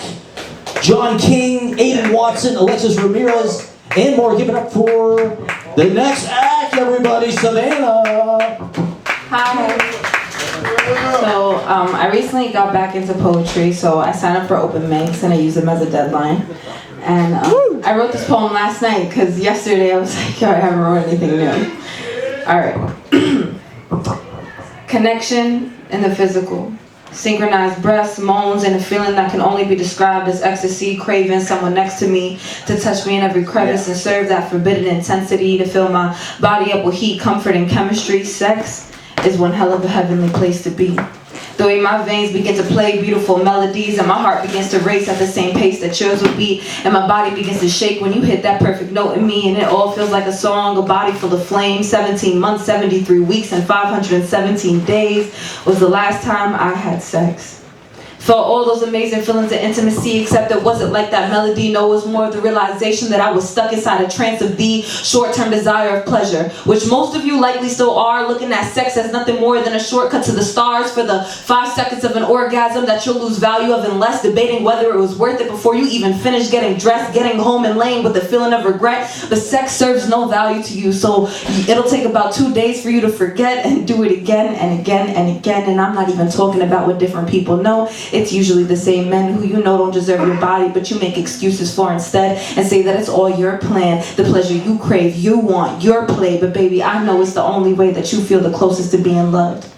And being a woman, trust me, I know it's tough because most men don't feel regret for whatever they touch. So 17 months ago, I decided I was done. I remember when he was inside me and I knew I had a damn enough of our bi-weekly meetups and fake-ass love, a situationship that didn't end well, so we just decided we'd fuck. But shit, I don't even know you. Yeah, we spend months inside each other's bodies, but shit, you don't even know who I am outside of this world that we go inside. You ain't never touched these crevices of my mind. Do you even know who you're fucking? I'm dope as shit, but you never care to find out anything except where's my my clip. So fuck this shit, my mind's been freed. I finally come into a new, better version of me. I won't sell myself short for only a moment of pleasure. My body is gold and I refuse to give it to whoever shows me affection, attention, and desire. I'm more interested in the mind that rules his empire. My soul is made out of diamonds, rubies, and crystals. If you can mine into the depths and reach into the middle, then maybe I'll allow you to explore this new body I've come into. And most men I've let touch me before are only bodies of the simplest version of myself. This beauty I've awoken to will only be for the most divine to be felt. So put a price on your worth. I want to work for yours too, because sex is more than just a conversation between two parts of two body parts that seek a short-term feeling of intimacy. It's a conversation between souls, the closest you can get to the inside of someone's body. What lies within their vessel, and poison can seep through your blood and take over your mental through the different souls, love and aromas that are mixed with some chemicals. Love has a list of definitions, and one of them is physical. And through the sleepless nights I've spent in others' beds, I realize that it's the one least simple, because it's given out like candy for free with no warning. It feels good, do it, especially when you're horny. But the quickest ways to satisfaction will always be the hardest to resist. And a man won't think twice about fucking you. All you have to do is kiss. In fact, that's usually what they aim for. In each woman they persist to feel what's inside of her and see her other pair of lips. And it feels so great in the moment, but once it's over, there comes an eclipse. And so what was once pleasure begins to feel like shit. So 17 months, 73 weeks, and 517 days was the last time I had sex. And I'll multiply that time again and again, because I don't care how horny I get. I'll never give this body up for less of a man than the woman I am. So open up my mind, then I'll let you open up my thighs. If our souls intertwine, then I'll welcome you inside. I want to feel electricity, fire, and butterflies. I want the real thing, no filter, full intensity. That drug that takes me out of this body and into ecstasy. And I wish I could plaster this poem on my face for the world of men to see, so I don't have to waste my time in conversations with one goal at the end of the other side of it. I'm tired of it. My celibacy was an accident because I never thought it would take this long. But once I started evaluating men in the space where their brains belong, I realized how rare it is to find someone you want to be intimate with. And so the value I had for sex nonetheless became infinite. I treasure this effigy more than I could ever spit in until I meet a man who can't invest in this. I'll spend 1,000 more nights, comfortable and celibate.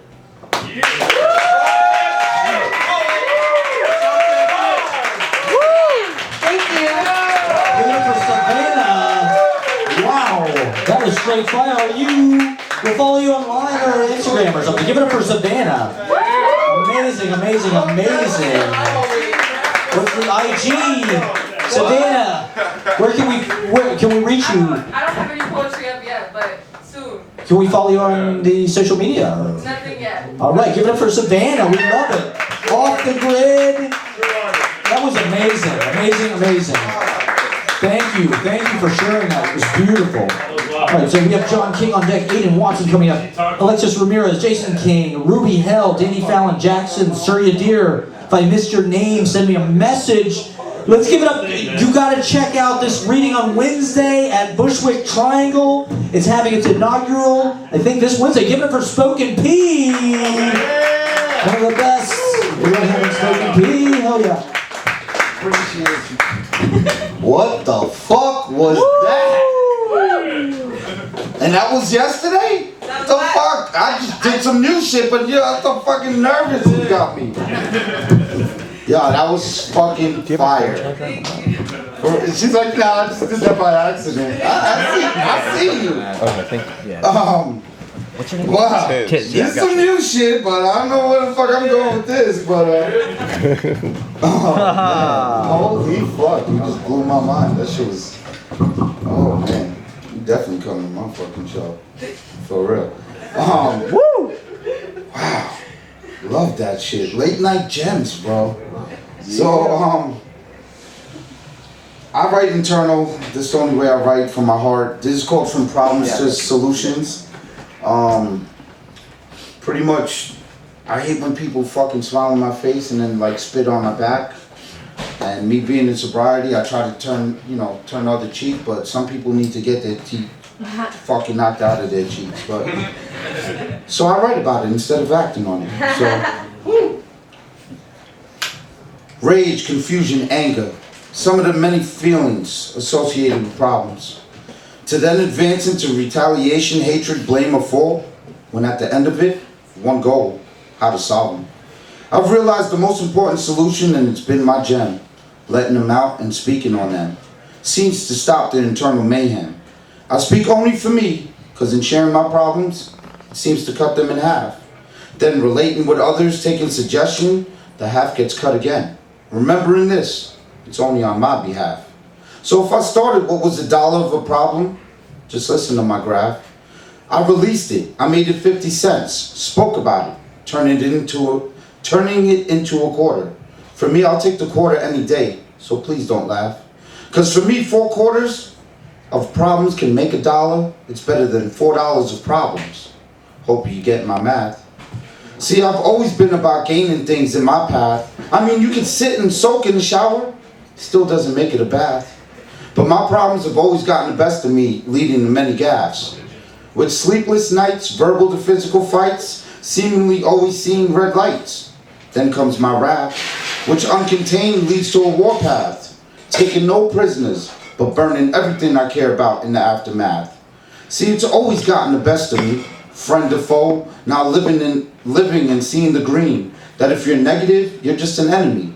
To those, I now just pray for. Old me would have let all my good deeds and accomplishments dissolve like acid, ending me dreadfully.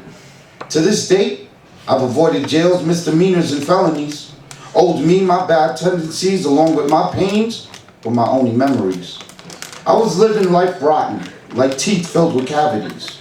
Getting drunk and high, that was always, preferably. From cokes to licks, shrooms to E, always needing a drink, desperately.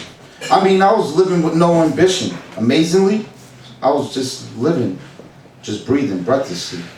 The reality, the grave, it daily was becoming my destiny. Until my health became failing, being my only necessity.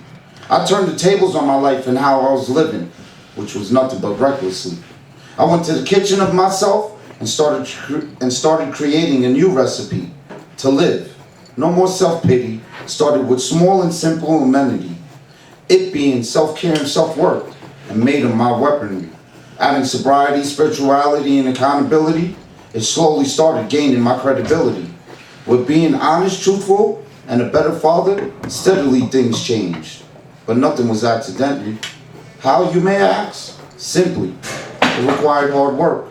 Incredibly, I got a union job, now studying to be a handyman. Secondly, in speaking about my past and hopes in poetry, to surprise, somewhat successfully, in which I started open mics for others to speak. Incidentally, finding this as my passion, creating a label, Spoken Words Entertainment, how miraculously. Getting high and drunk on life for free, now that's my fucking ecstasy. So now, hopefully, in starting with my problems that would carry and ruin me, mentally, I now speak, write, listen, but most importantly, release them, resulting to sleeping restfully. God willing to continue writing, speaking, and hosting, making that shit my legacy. Not being upset if I'm unable to see or live to be 70, because my words, videos, books, and actions will live forever. And that's good for me. That if life was a big chicken, that I'd be a little mark being the sesame. P.S. from SP, problems that are solved to cut in half never will have the original strength it did from the beginning, unless you make them do. So God bless all of you. Thank you, y'all. Can't mess with you back there. You're gonna fucking smoke me out. My Instagram is PEENYC_19. Please, I try to just let everybody know. Get your shit out. That's the worst cancer you could have. I lost a close friend of mine on Friday to him holding in his demons. And you know what? Don't let them shits overtake you. God bless all of y'all.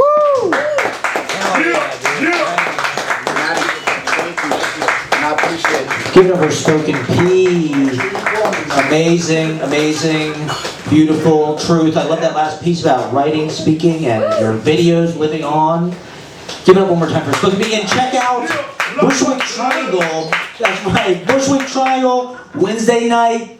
New open mic alert, new open mic alert. The open mic revolution continues. That's right, the revolution starts here, tonight. At this open mic. War is over. That's right, if you want it. That's right. Apparently not. Apparently there's war everywhere. It's a violent world.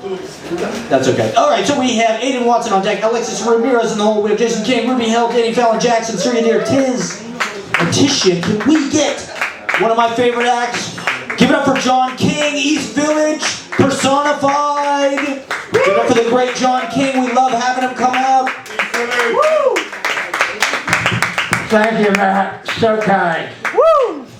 And the bright lights are. Oh. Yeah. I'll put my mask back on for Halloween. That water splash incident, I hope people recovered from it. Yeah. It was shocking performance theater, I guess. I couldn't figure it out. But I think this will attract more hot bodies to the seats. I think it might, when incidents happen at a club, sometimes there's so much talk, gossip. What happened? Who got hurt? Yeah. Is water that dangerous? Well, it evidently is. And don't drink the water. I don't know. Yeah, love it.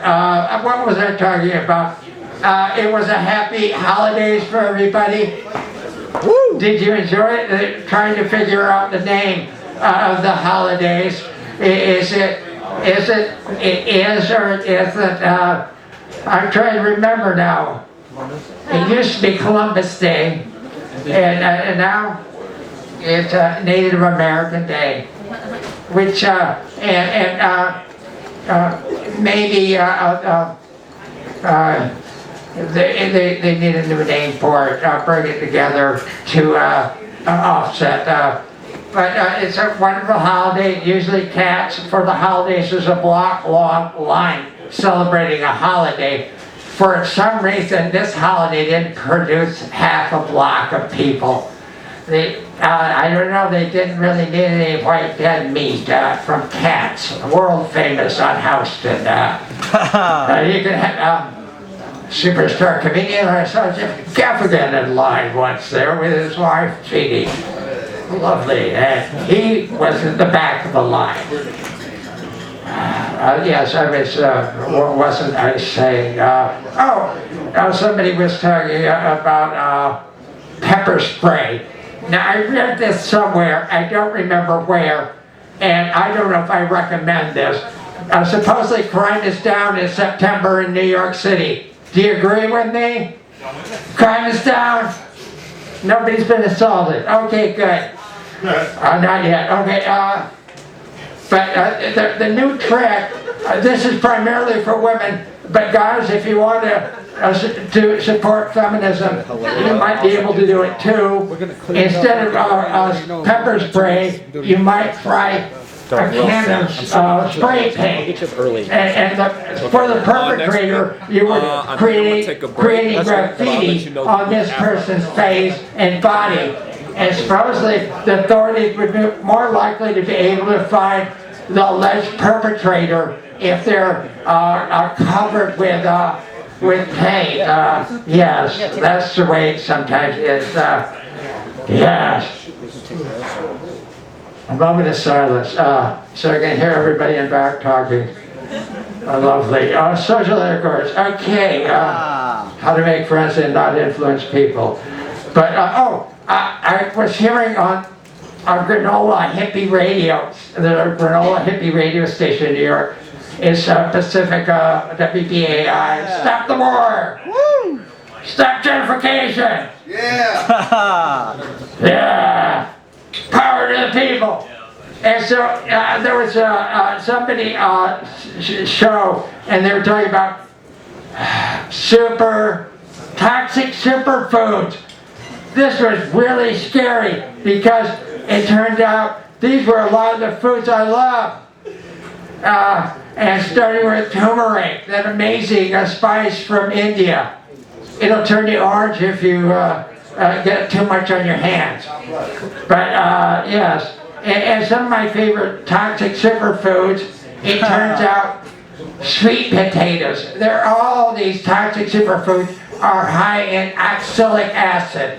That's not LSD, that's just oxalic acid. Oxalate, they call it.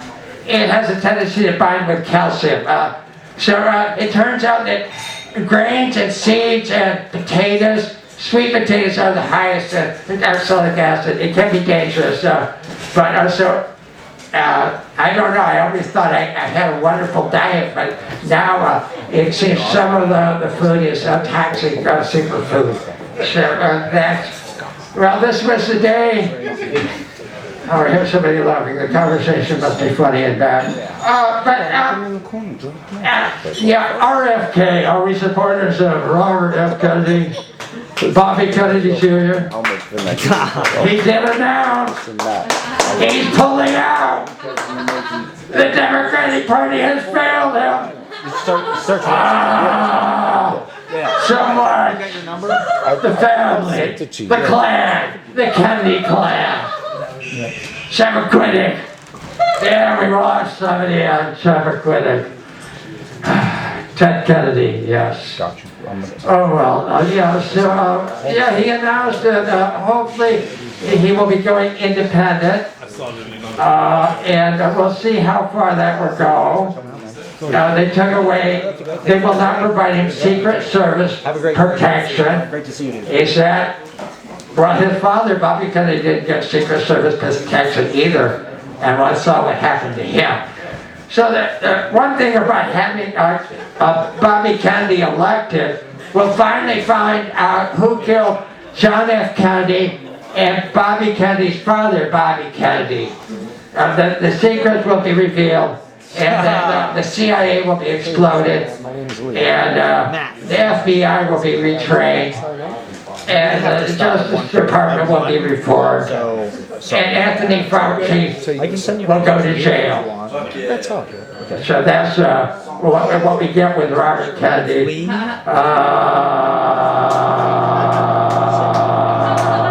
That's supposed to be good for the sinuses. Humming. Any meditators in the room? Are you meditating now? Do some deep breathing. It'll make my set better. The wand is being waved at me. You did a good job waving the wand. So I think I'll stick it in a plastic bag for safety and security. I think it's in the hole. Woo! Yeah. We love John King, a true artist, building a castle out of words. Here at the open mic, we love it, and we love the hardcore. We missed you on 9/11. We would have loved to hear your 9/11, but you want to talk about Israel or anything?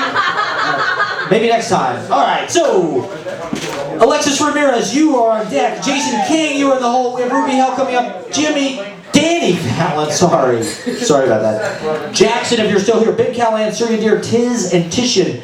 Let's get to Aiden Watson is going to be playing with a singer. So give it up for Aiden Watson, the great Aiden Watson.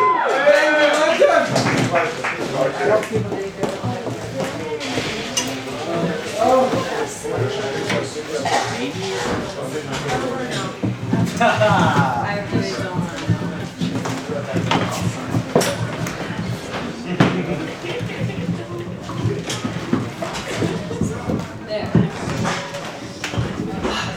Right. Woo! So the last time that I performed for anyone